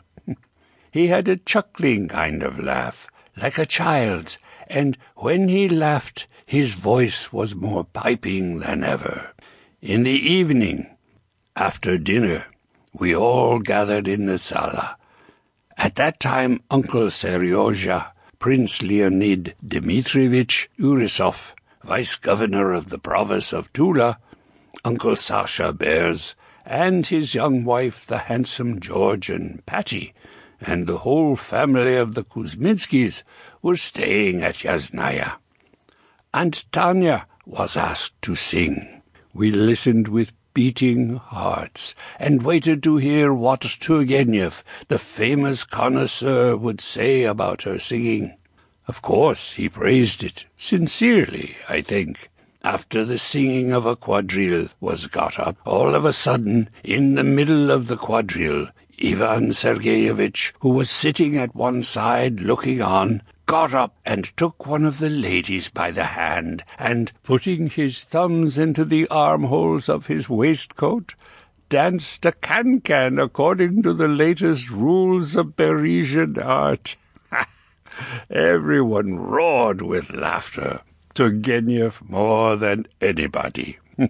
After tea, the grown-ups started some conversation, and a warm dispute arose among them. It was Prince Urisov who disputed most warmly, and went for Turgenev. Of Turgenev's third visit, I remember the woodcock shooting. This was on the 2nd or 3rd of May, 1880. We all went out together, beyond the Veronka, my father, my mother, and all the children. My father gave Turgenev the best place, and posted himself 150 paces away at the other end of the same glade. My mother stood by Turgenev, and we children lighted a bonfire not far off. My father fired several shots and brought down 2 birds. Ivan Sergeyevich had no luck, and was envying my father's good fortune all the time. At last, when it was beginning to get dark, a woodcock flew over Turgenev, and he shot it. "Killed it?" called out my father. "Fell like a stone. Send your dog to pick him up," answered Ivan Sergeyevich. My father sent us with the dog. Turgenev showed us where to look for the bird, but search as we might, and the dog too, there was no woodcock to be found. At last Turgenev came to help, and my father came. There was no woodcock there. "Perhaps you only winged it. It may have got away along the ground," said my father, puzzled. "It is impossible that the dog shouldn't find it. He couldn't miss a bird that was killed." "I tell you, I saw it with my own eyes, Leo Nikolaevich. It fell like a stone. I didn't wound it, I killed it outright. I can tell the difference." "Then why can't the dog find it? It's impossible. There's something wrong." "I don't know anything about that," insisted Turgenev. "You may take it from me. I'm not lying. It fell like a stone where I tell you." There was no finding the woodcock, and the incident left an unpleasant flavor, as if one or the other of them was in the wrong. Either Turgenev was bragging when he said that he shot it dead, or my father in maintaining that the dog could not fail to find a bird that had been killed. And this must needs happen just when they were both so anxious to avoid every sort of misunderstanding. That was the very reason why they had carefully fought shy of all serious conversation, and spent all their time merely amusing themselves. When my father said good night to us that night, he whispered to us that we were to get up early and go back to the place to have a good hunt for the bird. And what was the result? The woodcock, in falling, had caught in the fork of a branch right at the top of an aspen tree, and it was all we could do to knock it out from there. When we brought it home in triumph, it was something of an occasion, and my father and Turgenev were far more delighted than we were. It turned out that they were both in the right, and everything ended to their mutual satisfaction. Ivan Sergeyevich slept downstairs in my father's study. When the party broke up for the night, I used to see him to his room, and while he was undressing, I sat on his bed and talked sport with him. He asked me if I could shoot. I said yes, but that I didn't care to go out shooting because I had nothing but a rotten old one-barreled gun. "I'll give you a gun," he said. "I've got two in Paris, and I have no earthly need for both. It's not an expensive gun, but it's a good one. Next time I come to Russia, I'll bring it with me." I was quite taken aback, and thanked him heartily. I was tremendously delighted at the idea that I was to have a real central-fire gun.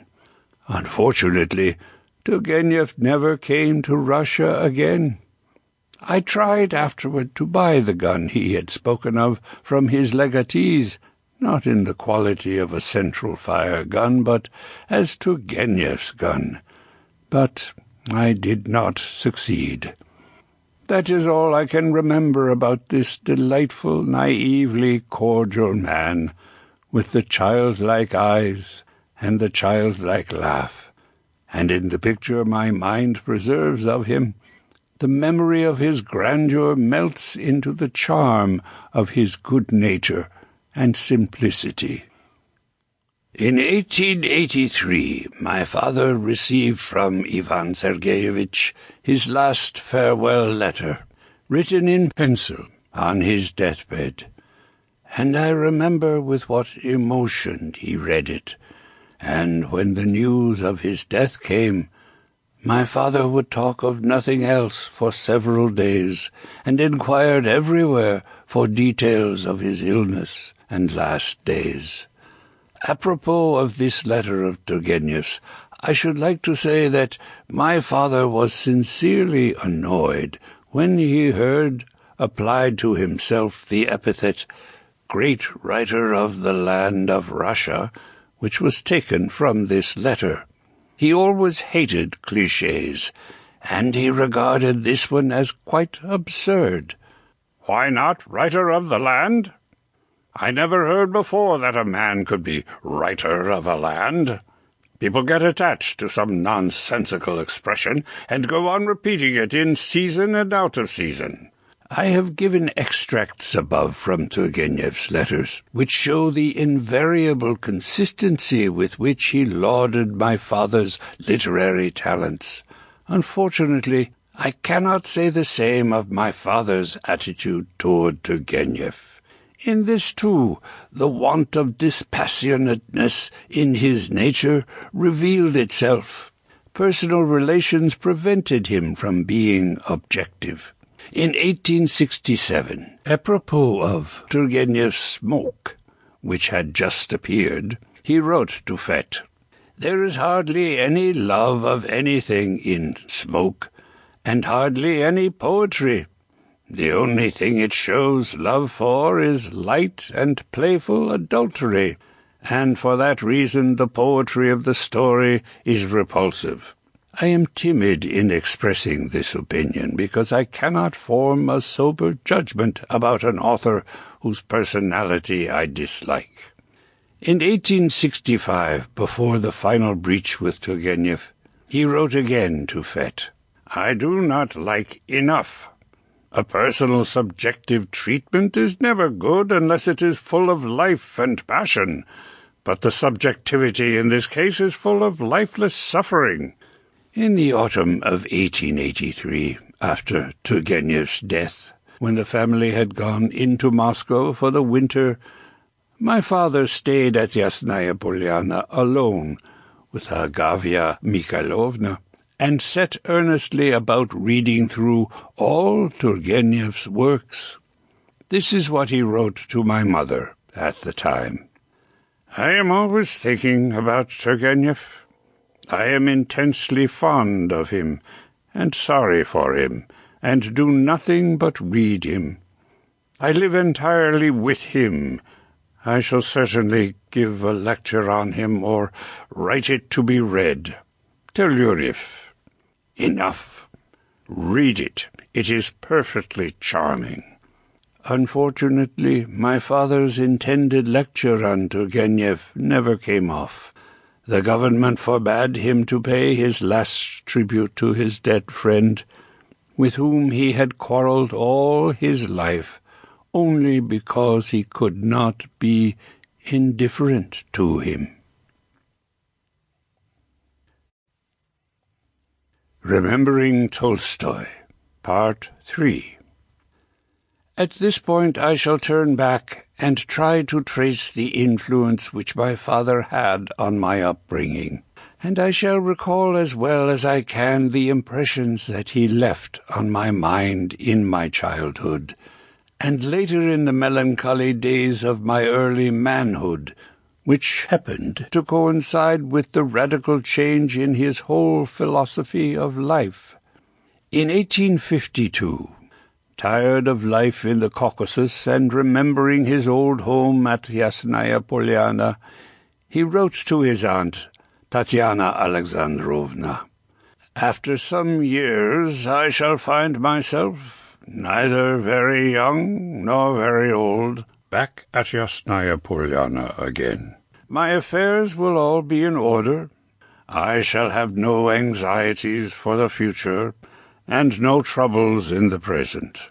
You also will be living at Yasnaya. You will be getting a little old, but you will be healthy and vigorous. We shall lead the life we led in the old days. I shall work in the mornings, but we shall meet and see each other almost all day. We shall dine together in the evening. I shall read you something that interests you. Then we shall talk. I shall tell you about my life in the Caucasus. You will give me reminiscences of my father and mother. You will tell me some of those terrible stories to which we used to listen in the old days with frightened eyes and open mouths. We shall talk about the people that we loved, and who are no more. You will cry, and I too, but our tears will be refreshing, tranquilizing tears. We shall talk about my brothers who will visit us from time to time, and about dear Masha, who will also spend several months every year at Yasnaya, which she loves, with all her children. We shall have no acquaintances. No one will come in to bore us with gossip. It is a wonderful dream, but that is not all that I let myself dream of. I shall be married. My wife will be gentle, kind, and affectionate. She will love you as I do. We shall have children who will call you Granny. You will live in the big house, in the same room, on the top floor where my grandmother lived before. The whole house will be run on the same lines as it was in my father's time, and we shall begin the same life over again, but with a change of roles. You will take my grandmother's place, but you will be better still than she was. I shall take my father's place, though I can never hope to be worthy of the honor.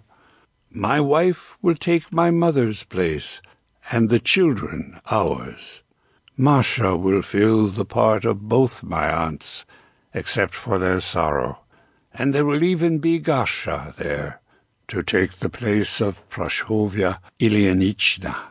The only thing lacking will be someone to take the part you played in the life of our family. We shall never find such a noble and loving heart as yours. There is no one to succeed you. There will be 3 new faces that will appear among us from time to time.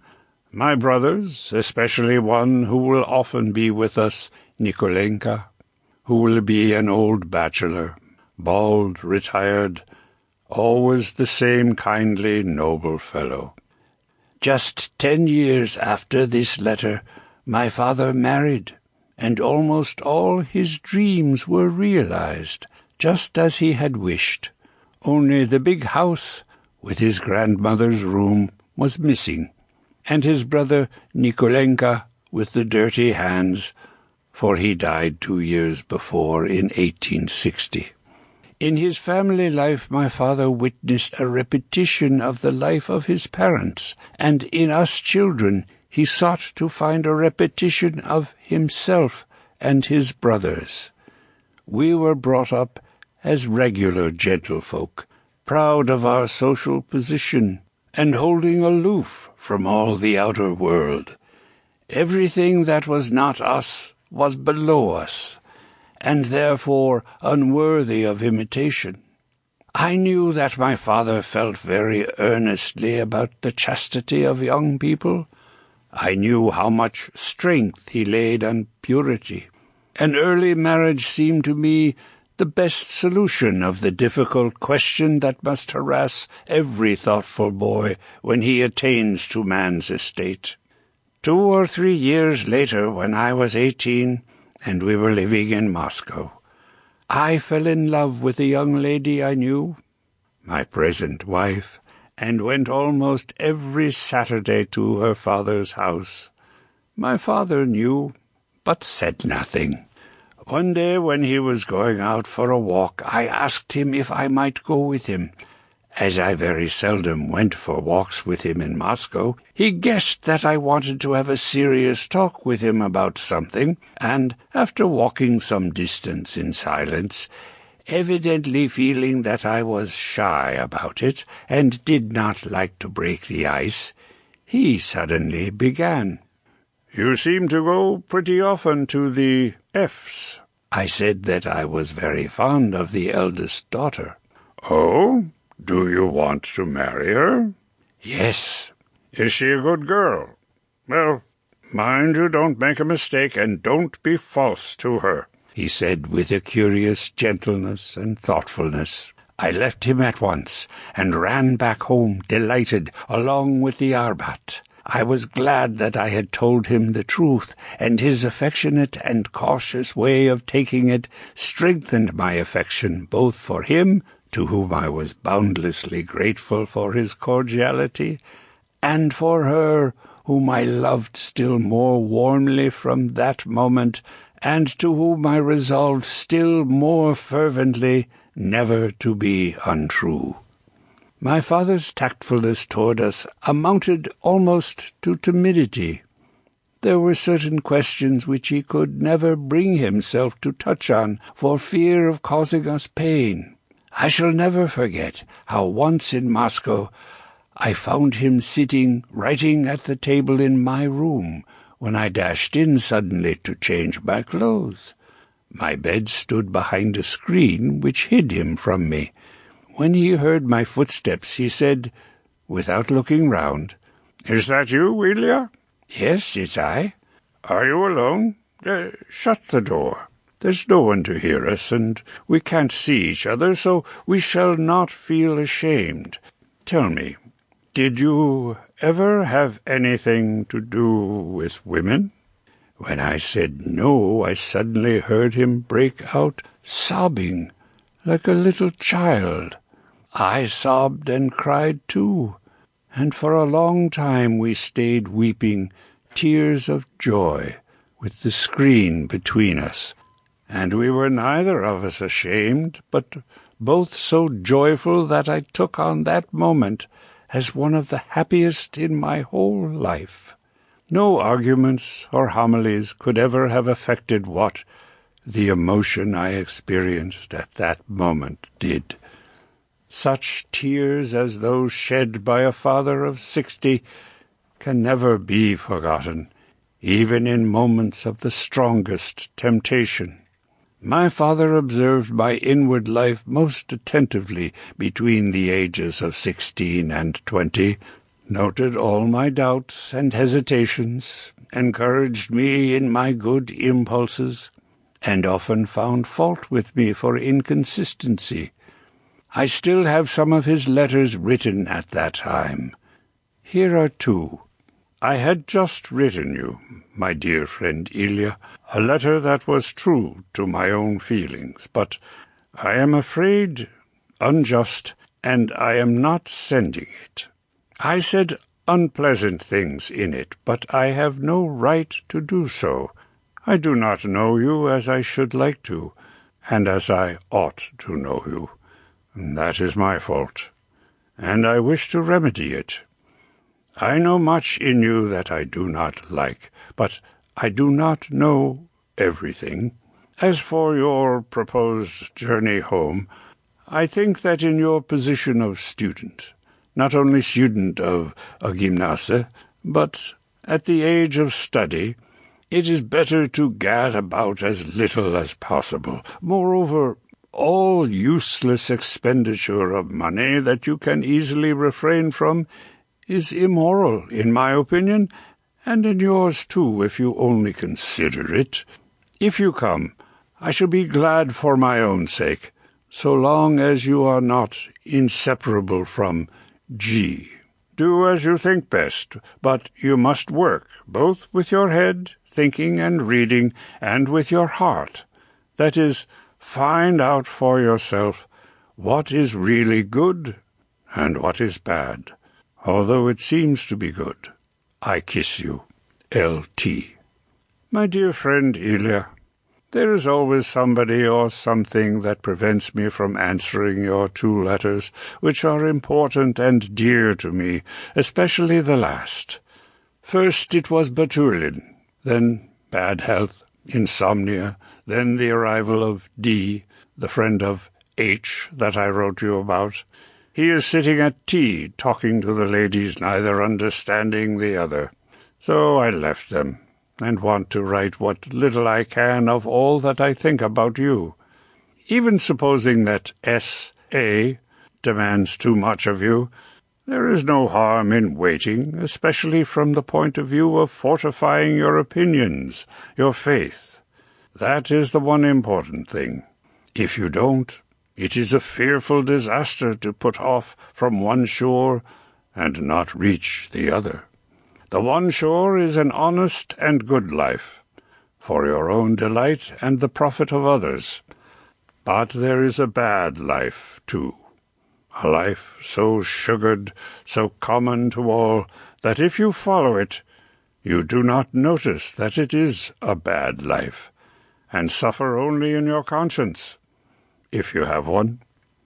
But if you leave it, and do not reach the real shore, you will be made miserable by solitude and by the reproach of having deserted your fellows, and you will be ashamed. In short, I want to say that it is out of the question to want to be rather good. It is out of the question to jump into the water unless you know how to swim. One must be truthful, and wish to be good with all one's might. Do you feel this in you? The drift of what I say is that we all know what Princess Maria Alexeyevna's verdict about your marriage would be, that if young people marry without a sufficient fortune, it means children, poverty, getting tired of each other in a year or two, in 10 years quarrels, want, hell. And in all this, Princess Maria Alexeyevna is perfectly right, and plays the true prophet. Unless these young people who are getting married have another purpose, their one and only one, unknown to Princess Maria Alexeyevna, and that is not a brainish purpose, not one recognized by the intellect, but one that gives life its color, and the attainment of which is more moving than any other. If you have this, good, marry at once, and give the lie to Princess Maria Alexeyevna. If not, it is 100 to 1 that your marriage will lead to nothing but misery. I am speaking to you from the bottom of my heart. Receive my words into the bottom of yours, and weigh them well. Besides love for you as a son, I have love for you also as a man standing at the crossways. I kiss you and Leolia and Nikolechka and Seryoja, if he is back. We are all alive and well. The following letter belongs to the same period. Your letter to Tanya has arrived, my dear friend Ilya, and I see that you are still advancing toward that purpose which you set up for yourself, and I want to write to you and to her, for no doubt you tell her everything, what I think about it. Well, I think about it a great deal, with joy and with fear mixed. This is what I think. If one marries in order to enjoy oneself more, no good will ever come of it. To set up as one's main object, ousting everything else, marriage, union with the being you love, is a great mistake, and an obvious one if you think about it. Object, marriage. Well, you marry, and what then? If you had no other object in life before your marriage, it will be twice as hard to find one. As a rule, people who are getting married completely forget this. So many joyful events await them in the future in wedlock and the arrival of children, that those events seem to constitute life itself. But this is indeed a dangerous illusion. If parents merely live from day to day, begetting children, and have no purpose in life, they are only putting off the question of the purpose of life, and that punishment which is allotted to people who live without knowing why. They are only putting it off, and not escaping it, because they will have to bring up their children and guide their steps, but they will have nothing to guide them by. And then the parents lose their human qualities and the happiness which depends on the possession of them, and turn into mere breeding cattle. That is why I say that people who are proposing to marry because their life seems to them to be full must more than ever set themselves to think and make clear to their own minds for the sake of what each of them lives. And in order to make this clear, you must consider the circumstances in which you live, your past. Reckon up what you consider important and what unimportant in life. Find out what you believe in, that is, what you look on as eternal and immutable truth, and what you will take for your guide in life. And not only find out, but make clear to your own mind, and try to practice or to learn to practice in your daily life. Because until you practice what you believe, you cannot tell whether you believe it or not. I know your faith, and that faith, or those sides of it which can be expressed in deeds, you must now, more than ever, make clear to your own mind by putting them into practice. Your faith is that your welfare consists in loving people and being loved by them. For the attainment of this end, I know of 3 lines of action in which I perpetually exercise myself, in which one can never exercise oneself enough, and which are specially necessary to you now. First, in order to be able to love people and to be loved by them, one must accustom oneself to expect as little as possible from them, and that is very hard work. For if I expect much, and am often disappointed, I am inclined rather to reproach them than to love them. Second, in order to love people not in words but in deed, one must train oneself to do what benefits them.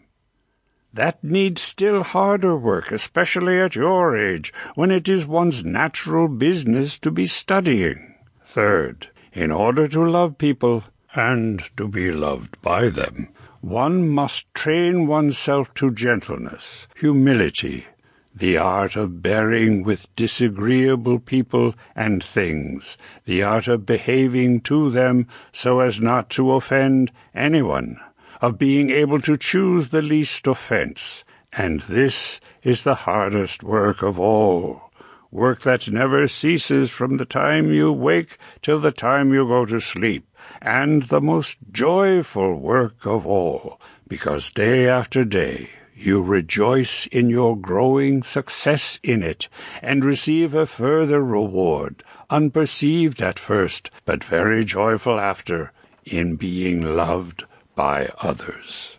So, I advise you, friend Ilya, and both of you, to live and to think as sincerely as you can, because it is the only way you can discover if you are really going along the same road, and whether it is wise to join hands or not. And at the same time, if you are sincere, you must be making your future ready. Your purpose in life must not be the joy of wedlock, but by your life to bring more love and truth into the world.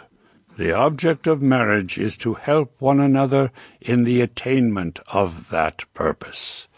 The vilest and most selfish life is the life of the people who have joined together only in order to enjoy life, and the highest vocation in the world is that of those who live in order to serve God, by bringing good into the world, and who have joined together for that very purpose. Don't mistake half measures for the real thing. Why should a man not choose the highest? Only when you have chosen the highest, you must set your whole heart on it, and not just a little. Just a little leads to nothing. There, I am tired of writing and still have much left that I wanted to say. I kiss you. Help for the famine-stricken. After my father had come to the conclusion that it was not only useless to help people with money, but immoral, the part he took in distributing food among the peasants during the famines of 1890, 1891, and 1898 may seem to have shown inconsistency and contradiction of thought. If a horseman sees that his horse is tired out, he must not remain seated on its back and hold up its head, but simply get off, he used to say, condemning all the charities of the well-fed people who sit on the back of the working classes, continue to enjoy all the benefits of their privileged position, and merely give from their superfluity. He did not believe in the good of such charity, and considered it a form of self-hallucination, all the more harmful because people thereby acquire a sort of moral right to continue that idle, aristocratic life and get to go on increasing the poverty of the people. In the autumn of 1890, my father thought of writing an article on the famine, which had then spread over nearly all Russia.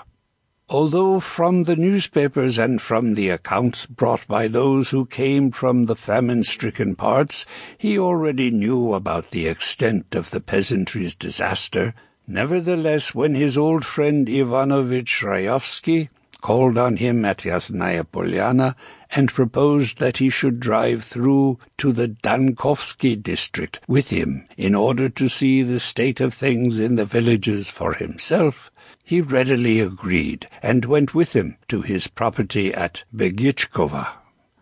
He went there with the intention of staying only for a day or two, but when he saw what a call there was for immediate measures, he at once set to work to help Rayovsky, who had already instituted several kitchens in the villages, in relieving the distress of the peasantry, at first on a small scale, and then, when big subscriptions began to pour in from every side, on a continually increasing one. The upshot of it was that he devoted 2 whole years of his life to the work. It is wrong to think that my father showed any inconsistency in this matter. He did not delude himself for a moment into thinking he was engaged on a virtuous and momentous task, but when he saw the sufferings of the people, he simply could not bear to go on living comfortably at Yasnaya or in Moscow any longer, but had to go out and help in order to relieve his own feelings. Once he wrote, "There is much about it that is not what it ought to be. There is essays money, and the subscriptions. There is the relation of those who feed and those who are fed. There is sin without end, but I cannot stay at home and write. I feel the necessity of taking part in it, of doing something." 6 years later I worked again at the same job with my father in Chornsky and Mtsensky districts. After the bad crops of the 2 preceding years, it became clear by the beginning of the winter of 1898 that a new famine was approaching in our neighborhood, and that charitable assistance to the peasantry would be needed. I turned to my father for help. By the spring he had managed to collect some money, and at the beginning of April he came himself to see me. I must say that my father, who was very economical by nature, was extraordinarily cautious, and, I may say, even parsimonious in charitable matters. It is, of course, easy to understand if one considers the unlimited confidence which he enjoyed among the subscribers, and the great moral responsibility which he could not but feel toward them, so that before undertaking anything he had himself to be fully convinced of the necessity of giving aid. The day after his arrival we saddled a couple of horses and rode out. We rode as we had ridden together 20 years before, when we went out coursing with our greyhounds, that is, across country, over the fields. It was all the same to me which way we rode, as I believed that all the neighbouring villages were equally distressed, and my father, for the sake of old memories, wanted to revisit Baskoye Lutovinovo, which was only 6 miles from me, and where he had not been since Turgenev's death. On the way there, I remember he told me all about Turgenev's mother, who was famous through all the neighborhood for her remarkable intelligence, energy, and craziness. I do not know that he ever saw her himself, or whether he was telling me only the reports that he had heard. As we rode across the Turgenev's park, he recalled in passing how of old he and Ivan Sergeyevich had disputed which park was best, Spaskoye or Yasnaya Polana. I asked him, "And now which do you think?" "Yasnaya Polana is the best, though this is very fine indeed." In the village we visited the headman's and 2 or 3 other cottages, and came away disappointed.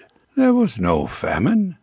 The peasants, who had been endowed at the emancipation with a full share of good land, and had enriched themselves since by wage earnings, were hardly in want at all. It is true that some of the yards were badly stocked, but there was none of that acute degree of want which amounts to famine, and which strikes the eye at once. I even remember my father reproaching me a little for having sounded the alarm when there was no sufficient cause for it, and for a little while I felt rather ashamed and awkward before him.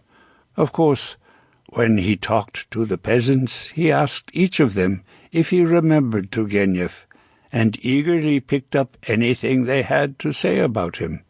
Some of the old men remembered him, and spoke of him with great affection. My father's illness in the Crimea. In the autumn of 1901, my father was attacked by persistent feverishness, and the doctors advised him to spend the winter in the Crimea. Countess Panina kindly lent him her Villa Gaspra near Koraitz, and he spent the winter there. Soon after his arrival he caught cold and had 2 illnesses, one after the other, enteric fever and inflammation of the lungs. At one time his condition was so bad that the doctors had hardly any hope that he would ever rise from his bed again. Despite the fact that his temperature went up very high, he was conscious all the time. He dictated some reflections every day, and deliberately prepared for death. The whole family was with him, and we all took turns in helping to nurse him.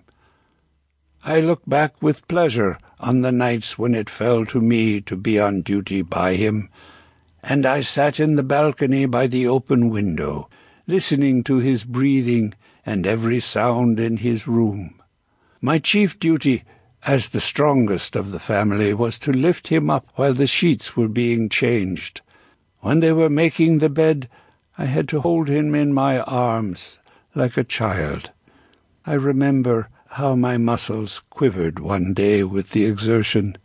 He looked at me with astonishment and said, "You surely don't find me heavy?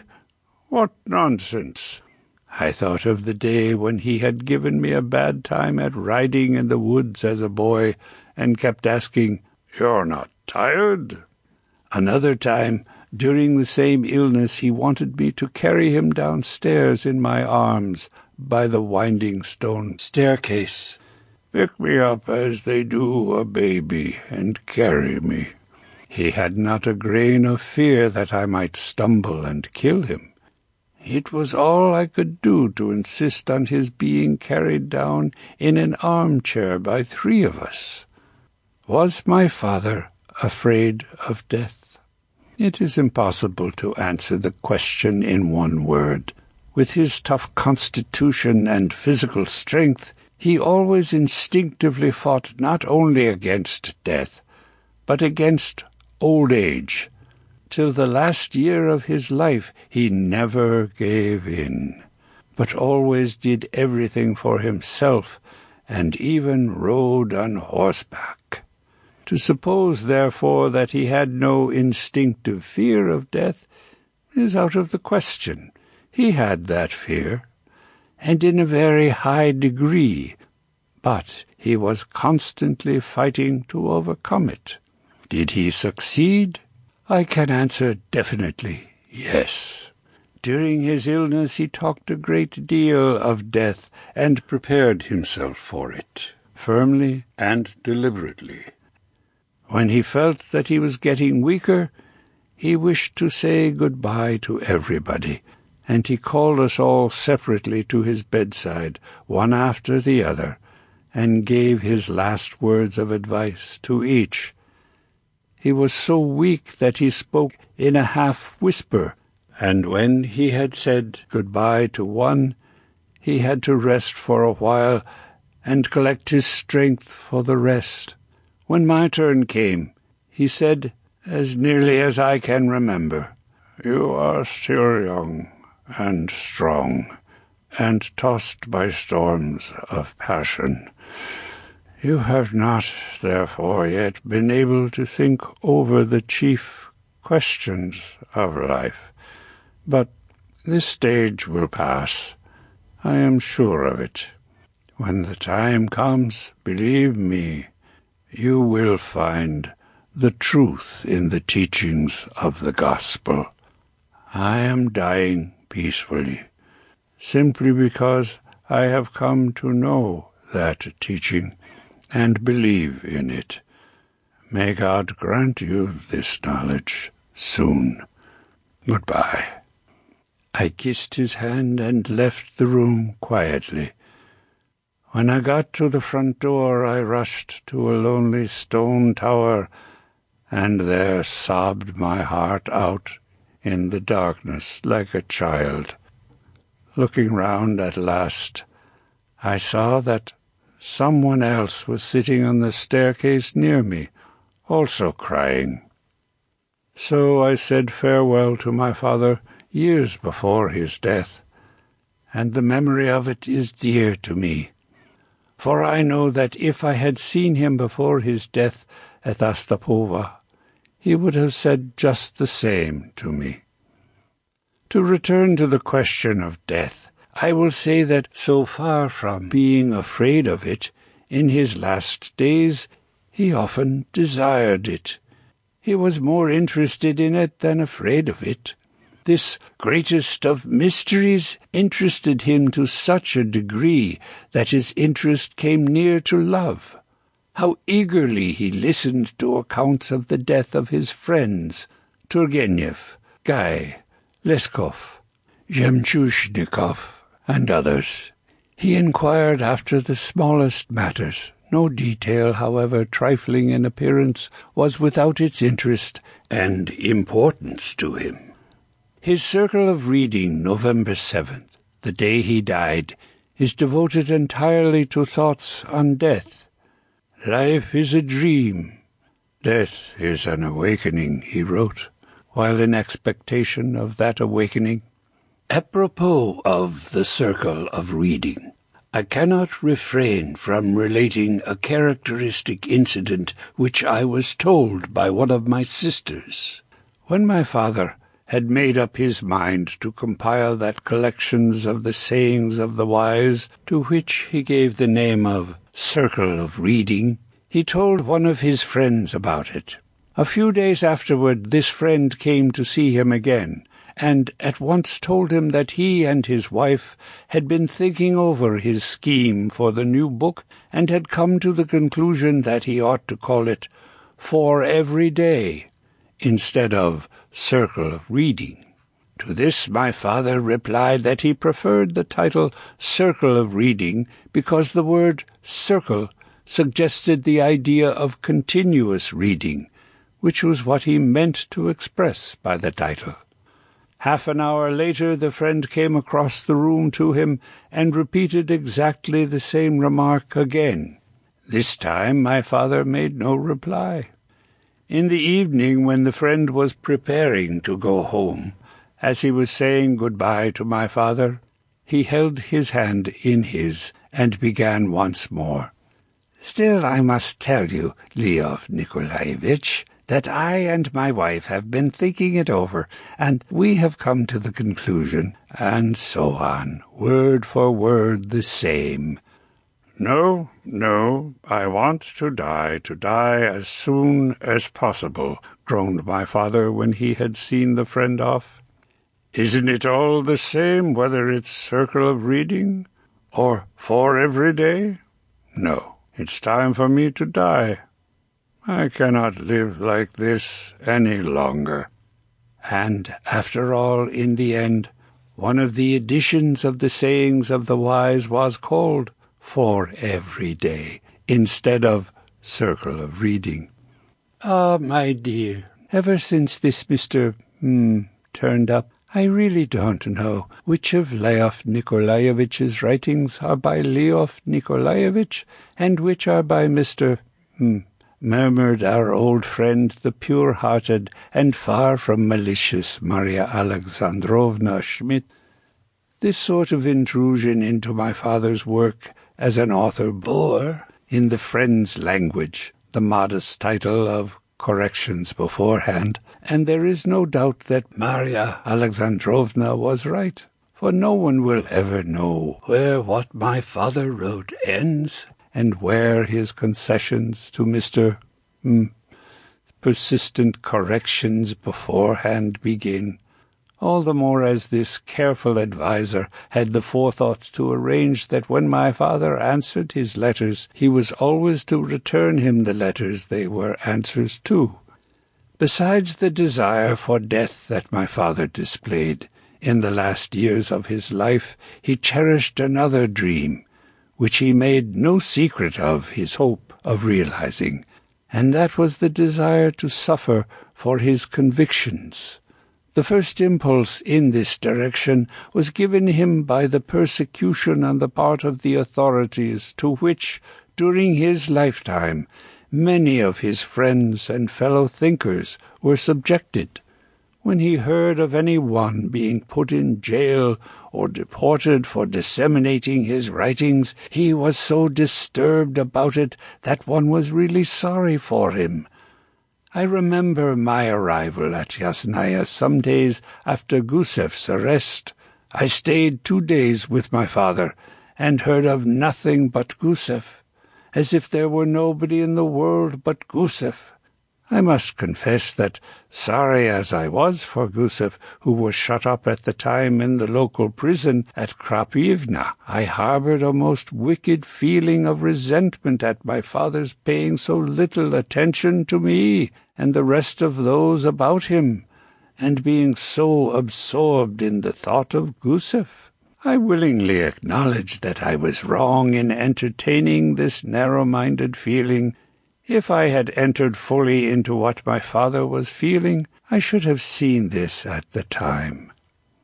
As far back as 1896, in consequence of the arrest of a doctor, Miss N., in Tula, my father wrote a long letter to Muravyov, the Minister of Justice, in which he spoke of the unreasonableness, uselessness, and cruelty of the measures taken by the government against those who disseminate these forbidden writings, and begged him to direct the measures taken to punish or intimidate the perpetrators of the evil, or to put an end to it, against the man whom you regard as the real instigator of it, all the more as I assure you beforehand that I shall continue without ceasing till my death to do what the government considers evil, and what I consider my sacred duty before God. As everyone knows, neither this challenge nor the others that followed it led to any result, and the arrests and deportations of those associated with him still went on. My father felt himself morally responsible toward all those who suffered on his account, and every year new burdens were laid on his conscience. Masha's death. As I reach the description of the last days of my father's life, I must once more make it clear that what I write is based only on the personal impressions I received in my periodical visits to Yasnaya Polana.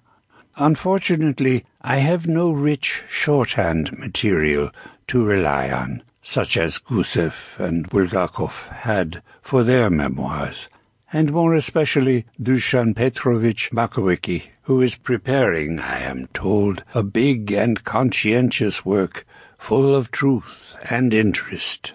In November 1906, my sister Masha died of inflammation of the lungs. It is a curious thing that she vanished out of life with just as little commotion as she had passed through it. Evidently this is the lot of all the pure in heart. No one was particularly astonished by her death. I remember that when I received the telegram, I felt no surprise. It seemed perfectly natural to me. Masha had married a kinsman of ours, Prince Obelensky. She lived on her own estate at Pirogovo, 21 miles from us, and spent half the year with her husband at Yasnaya. She was very delicate and had constant illnesses. When I arrived at Yasnaya the day after her death, I was aware of an atmosphere of exultation and prayerful emotion about the whole family, and it was then, I think, for the first time that I realized the full grandeur and beauty of death.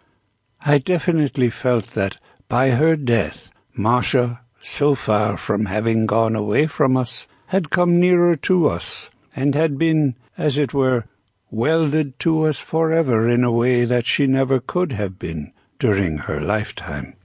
I observed the same frame of mind in my father. He went about silent and woe-begone, summoning all his strength to battle with his own sorrow. But I never heard him utter a murmur of a complaint, only words of tender emotion. When the coffin was carried to the church, he changed his clothes and went with the cortege. When he reached the stone pillars, he stopped us, said farewell to the departed, and walked home along the avenue. I looked after him and watched him walk away across the wet, thawing snow, with his short, quick old man steps, turning his toes out at a sharp angle as he always did, and never once looking round. My sister Masha had held a position of great importance in my father's life, and in the life of the whole family. Many a time in the last few years have we had occasion to think of her, and to murmur sadly, "If only Masha had been with us, if only Masha had not died." In order to explain the relations between Masha and my father, I must turn back a considerable way. There was one distinguishing and, at first sight, peculiar trait in my father's character, due perhaps to the fact that he grew up without a mother, and that was that all exhibitions of tenderness were entirely foreign to him. I say tenderness in contradistinction to heartiness. Heartiness he had, and in a very high degree. His description of the death of my uncle Nikolai is characteristic in this connection. In a letter to his other brother, Sergey Nikolaevich, in which he described the last day of his brother's life, my father tells how he helped him to undress. He submitted and became a different man. He had a word of praise for everybody, and said to me, "Thanks, my friend. You understand the significance of the words as between us two." It is evident that in the language of the Tolstoy brothers, the phrase "my friend" was an expression of tenderness, beyond which imagination could not go. The words astonished my father, even on the lips of his dying brother. During all his lifetime I never received any mark of tenderness from him whatever. He was not fond of kissing children, and when he did so in saying good morning or good night, he did it merely as a duty. It is therefore easy to understand that he did not provoke any display of tenderness toward himself, and that nearness and dearness with him were never accompanied by any outward manifestations. It would never have come into his head, for instance, to walk up to my father and kiss him or to stroke his hand. I was partly prevented also from that by the fact that I always looked up to him with awe, and his spiritual power, his greatness, prevented me from seeing in him the mere man, the man who was so plaintive and weary at times, the feeble old man who so much needed warmth and rest. The only person who could give him that warmth was Masha. She would go up to him, stroke his hand, caress him, and say something affectionate, and you could see that he liked it, was happy, and even responded in kind. It was as if he became a different man with her. Why was it that Masha was able to do this, while no one else even dared to try? If any other of us had done it, it would have seemed unnatural, but Masha could do it with perfect simplicity and sincerity. I do not mean to say that others about my father loved him less than Masha, not at all, but the display of love for him was never so warm and at the same time so natural with anyone else as with her, so that with Masha's death my father was deprived of this natural source of warmth, which, with advancing years, had become more and more of a necessity for him. Another and still greater power that she possessed was her remarkably delicate and sensitive conscience. This trait in her was still dearer to my father than her caresses. How good she was at smoothing away all misunderstandings, how she always stood up for those who were found any fault with, justly or unjustly. It was all the same to her. Masha could reconcile everybody and everything. During the last years of his life, my father's health perceptibly grew worse. Several times he had the most sudden and inexplicable sort of fainting fits, from which he used to recover the next day, but completely lost his memory for a time.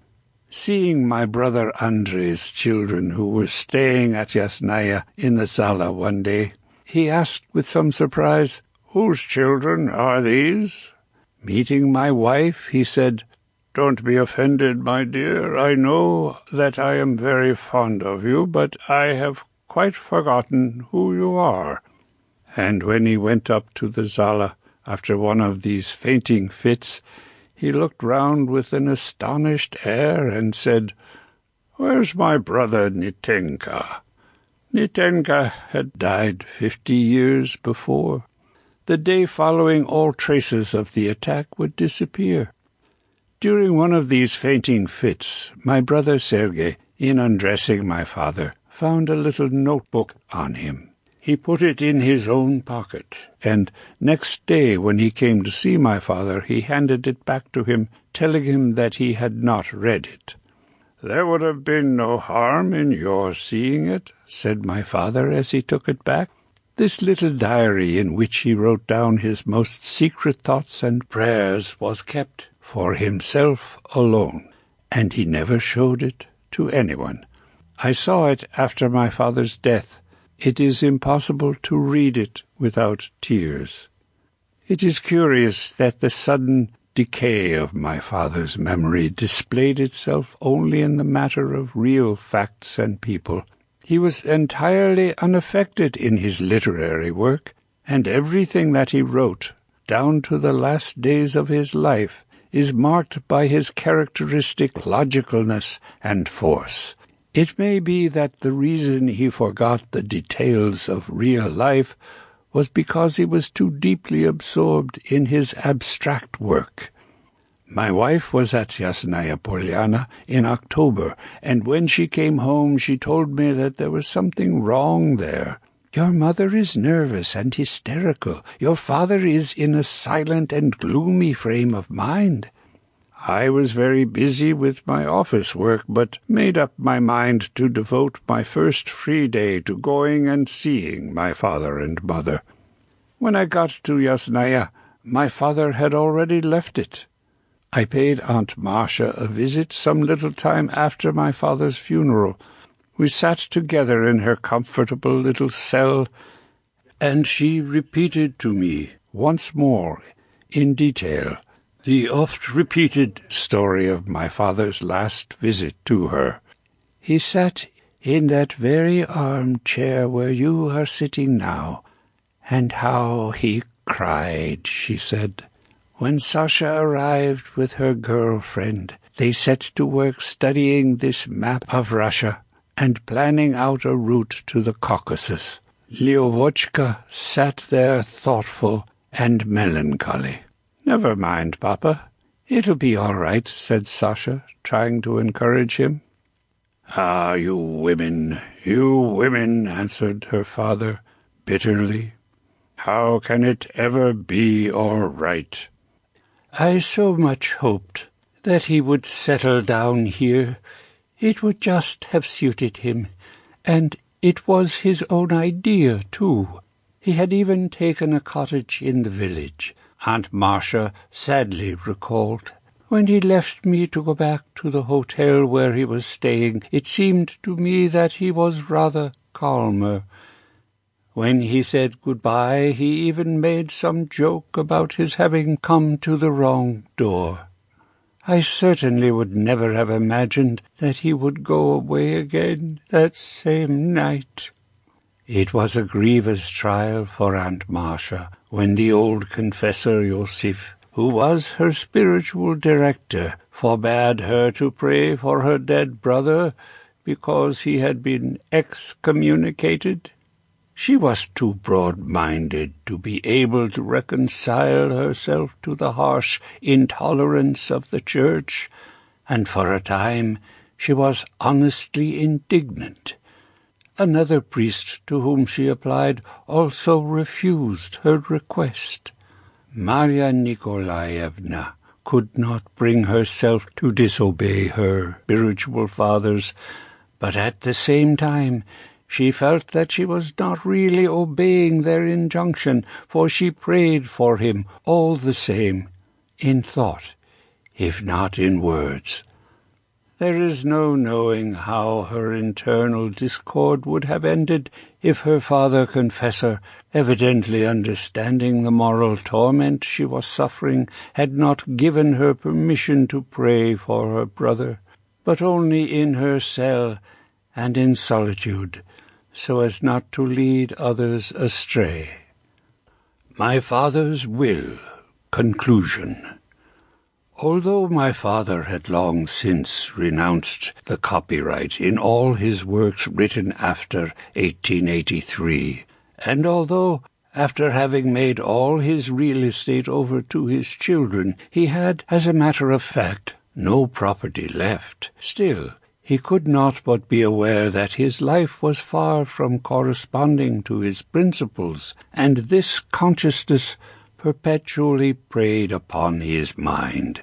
One has only to read some of his posthumous works attentively to see that the idea of leaving home and radically altering his whole way of life had presented itself to him long since, and was a continual temptation to him.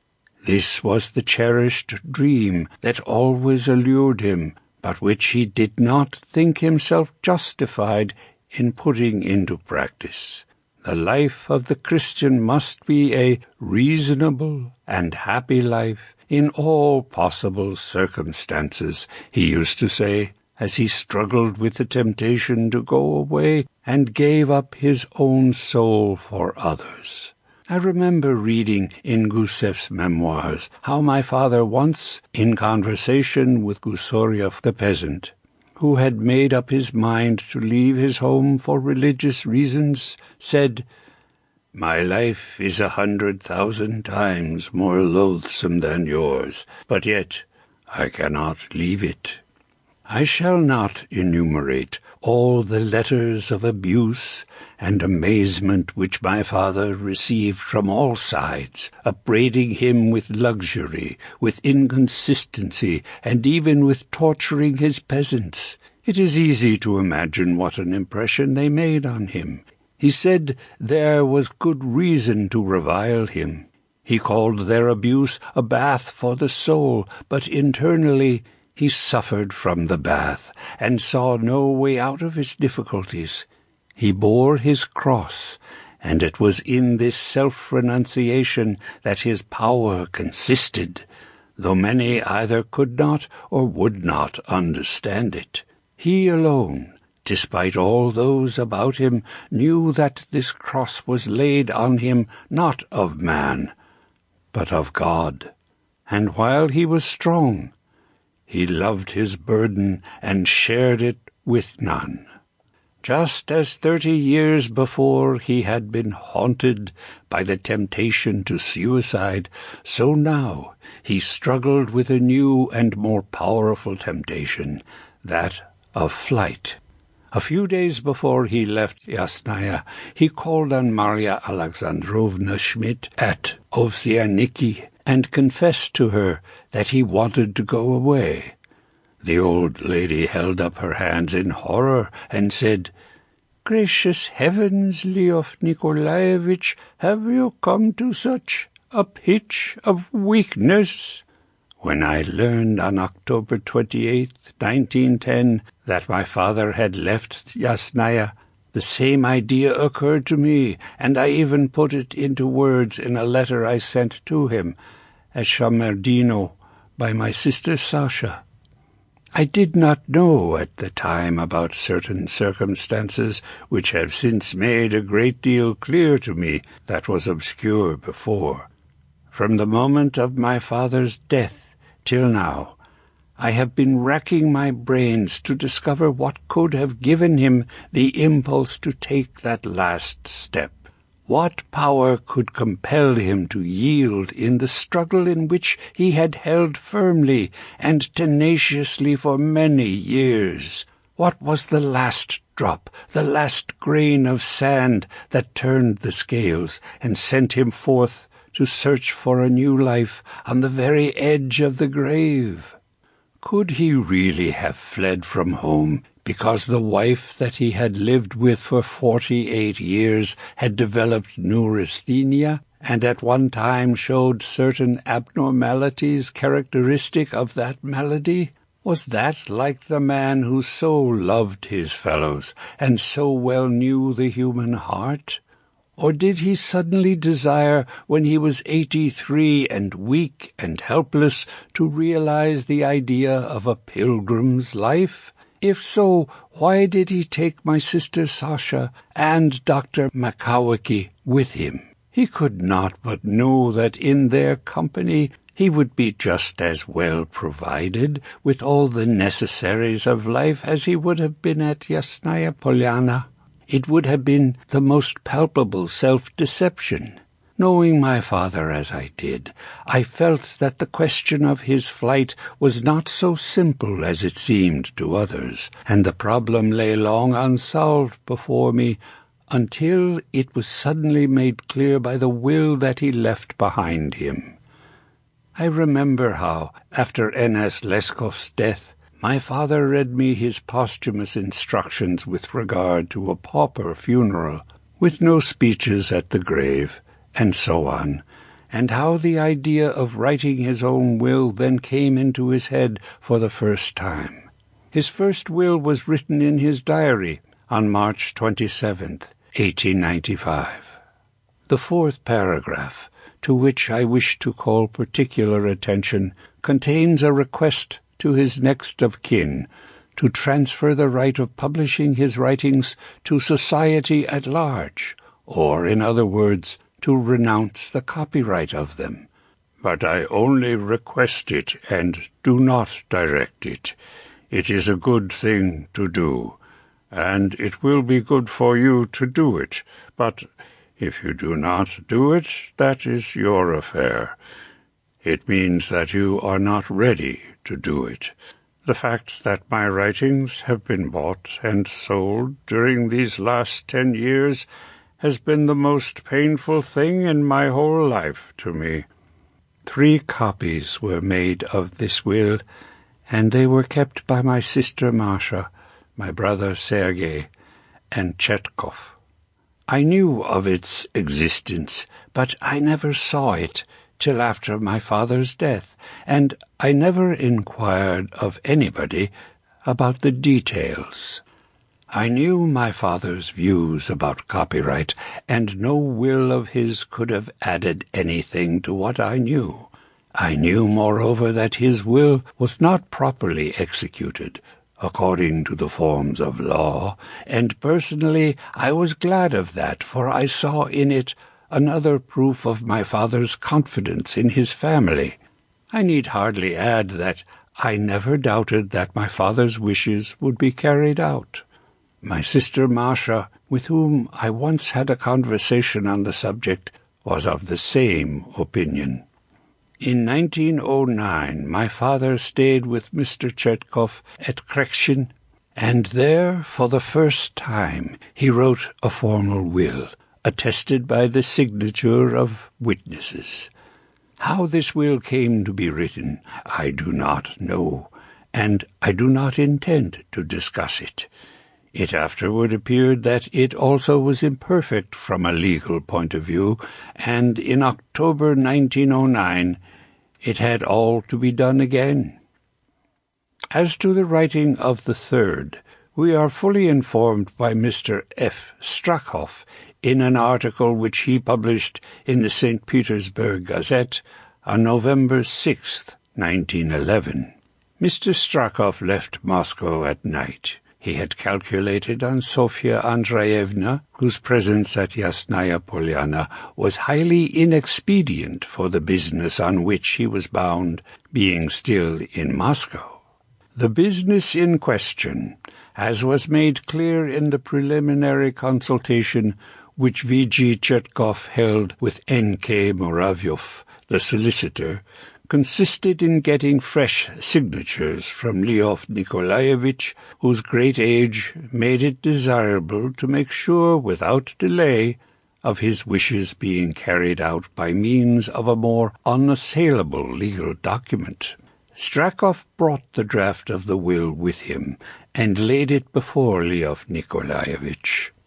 After reading the paper through, he at once wrote under it that he agreed with its purport, and then added, after a pause, "All this business is very disagreeable to me, and it is unnecessary. To ensure the propagation of my ideas by taking all sorts of measures, why, no word can perish without leaving its trace, if it expresses a truth, and if the man who utters it believes profoundly in its truth. But all these outward means for ensuring it only come of our disbelief in what we utter." And with these words Leo Nikolaevich left the study. Thereupon Mr. Strakov began to consider what he must do next, whether he should go back with empty hands, or whether he should argue it out. He decided to argue it out, and endeavored to explain to my father how painful it would be for his friends, after his death, to hear people blaming him for not having taken any steps, despite his strong opinion on the subject, to see that his wishes were carried out, and for having thereby helped to transfer his copyrights to the members of his family. Tolstoy promised to think it over, and left the room again. At dinner, Sofya Andreevna was evidently far from having any suspicions. When Tolstoy was not by, however, she asked Mr. Strakov what he had come down about, Inasmuch as Mr. Strachov had other affairs in hand besides the will, he told her about one thing and another with an easy conscience. Mr. Strachov described a second visit to Yasnaya, when he came to attest the same will as a witness. When he arrived, he said, "The Countess had not yet come down." I breathed again. Of his departure, he said, "As I said goodbye to Sofya Andreevna, I examined her countenance attentively. Such complete tranquillity and cordiality toward her departing guests were written on it that I had not the smallest doubt of her complete ignorance of what was going on. I left the house with the pleasing consciousness of a work well done, a work that was destined to have a considerable historic consequence. I only felt some little twinge within, certain qualms of conscience about the conspiratorial character of the transaction." But even this text of the will did not quite satisfy my father's friends and advisers. It was redrafted for the fourth and last time in July 1910. This last draft was written by my father himself in the Limanovsky forest 2 miles from the house, not far from Mr. Chertkov's estate. Such is the melancholy history of this document, which was destined to have historic consequences. "All this business is very disagreeable to me, and it is unnecessary," my father said when he signed the paper that was thrust before him. That was his real opinion about his will, and it never altered to the end of his days. Is there any need of proof for that? I think one need know very little of his convictions to have no doubt about it. Was Leo Nikolaevich Tolstoy likely, of his own accord, to have recourse to the protection of the law? And if he did, was he likely to conceal it from his wife and children? He had been put into a position from which there was absolutely no way out. To tell his wife was out of the question. It would have grievously offended his friends.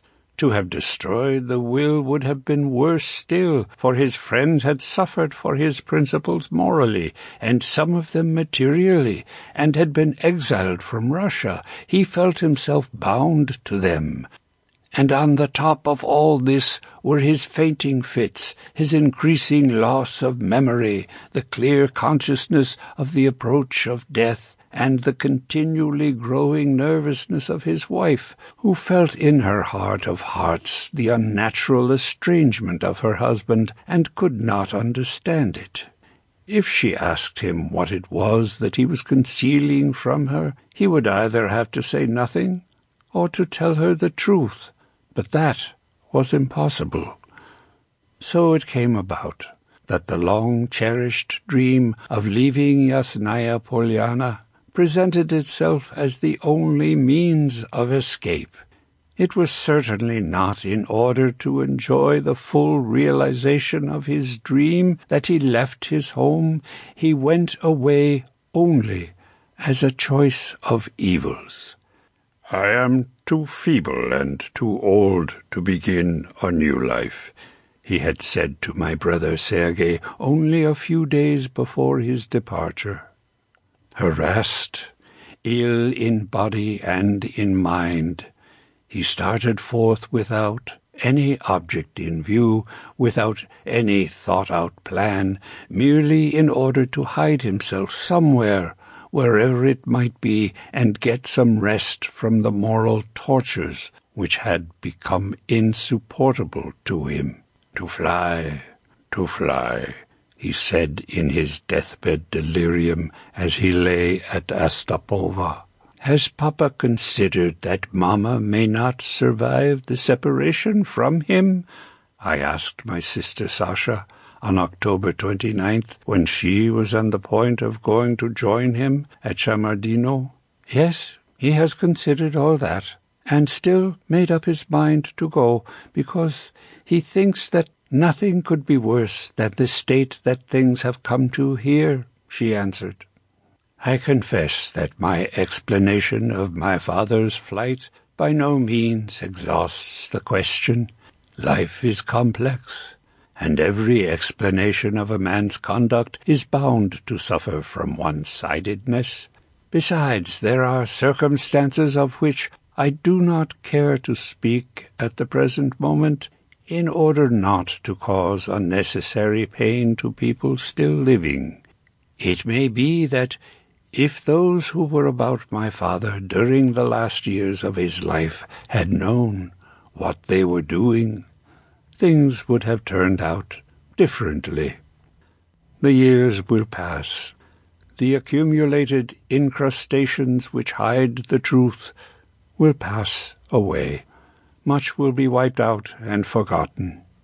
Among other things, my father's will be forgotten, that will which he himself looked upon as an unnecessary outward means, and men will see more clearly that legacy of love and truth in which he believed deeply, and which, according to his own words, cannot perish without a trace. In conclusion, I cannot refrain from quoting the opinion of one of my kinsmen who, after my father's death, read the diaries kept both by my father and my mother during the autumn before Leo Nikolaevich left Yasnaya Polana. What a terrible misunderstanding, he said. Each loved the other with such poignant affection. Each was suffering all the time on the other's behalf, and then this terrible ending. I see the hand of fate in this. The end.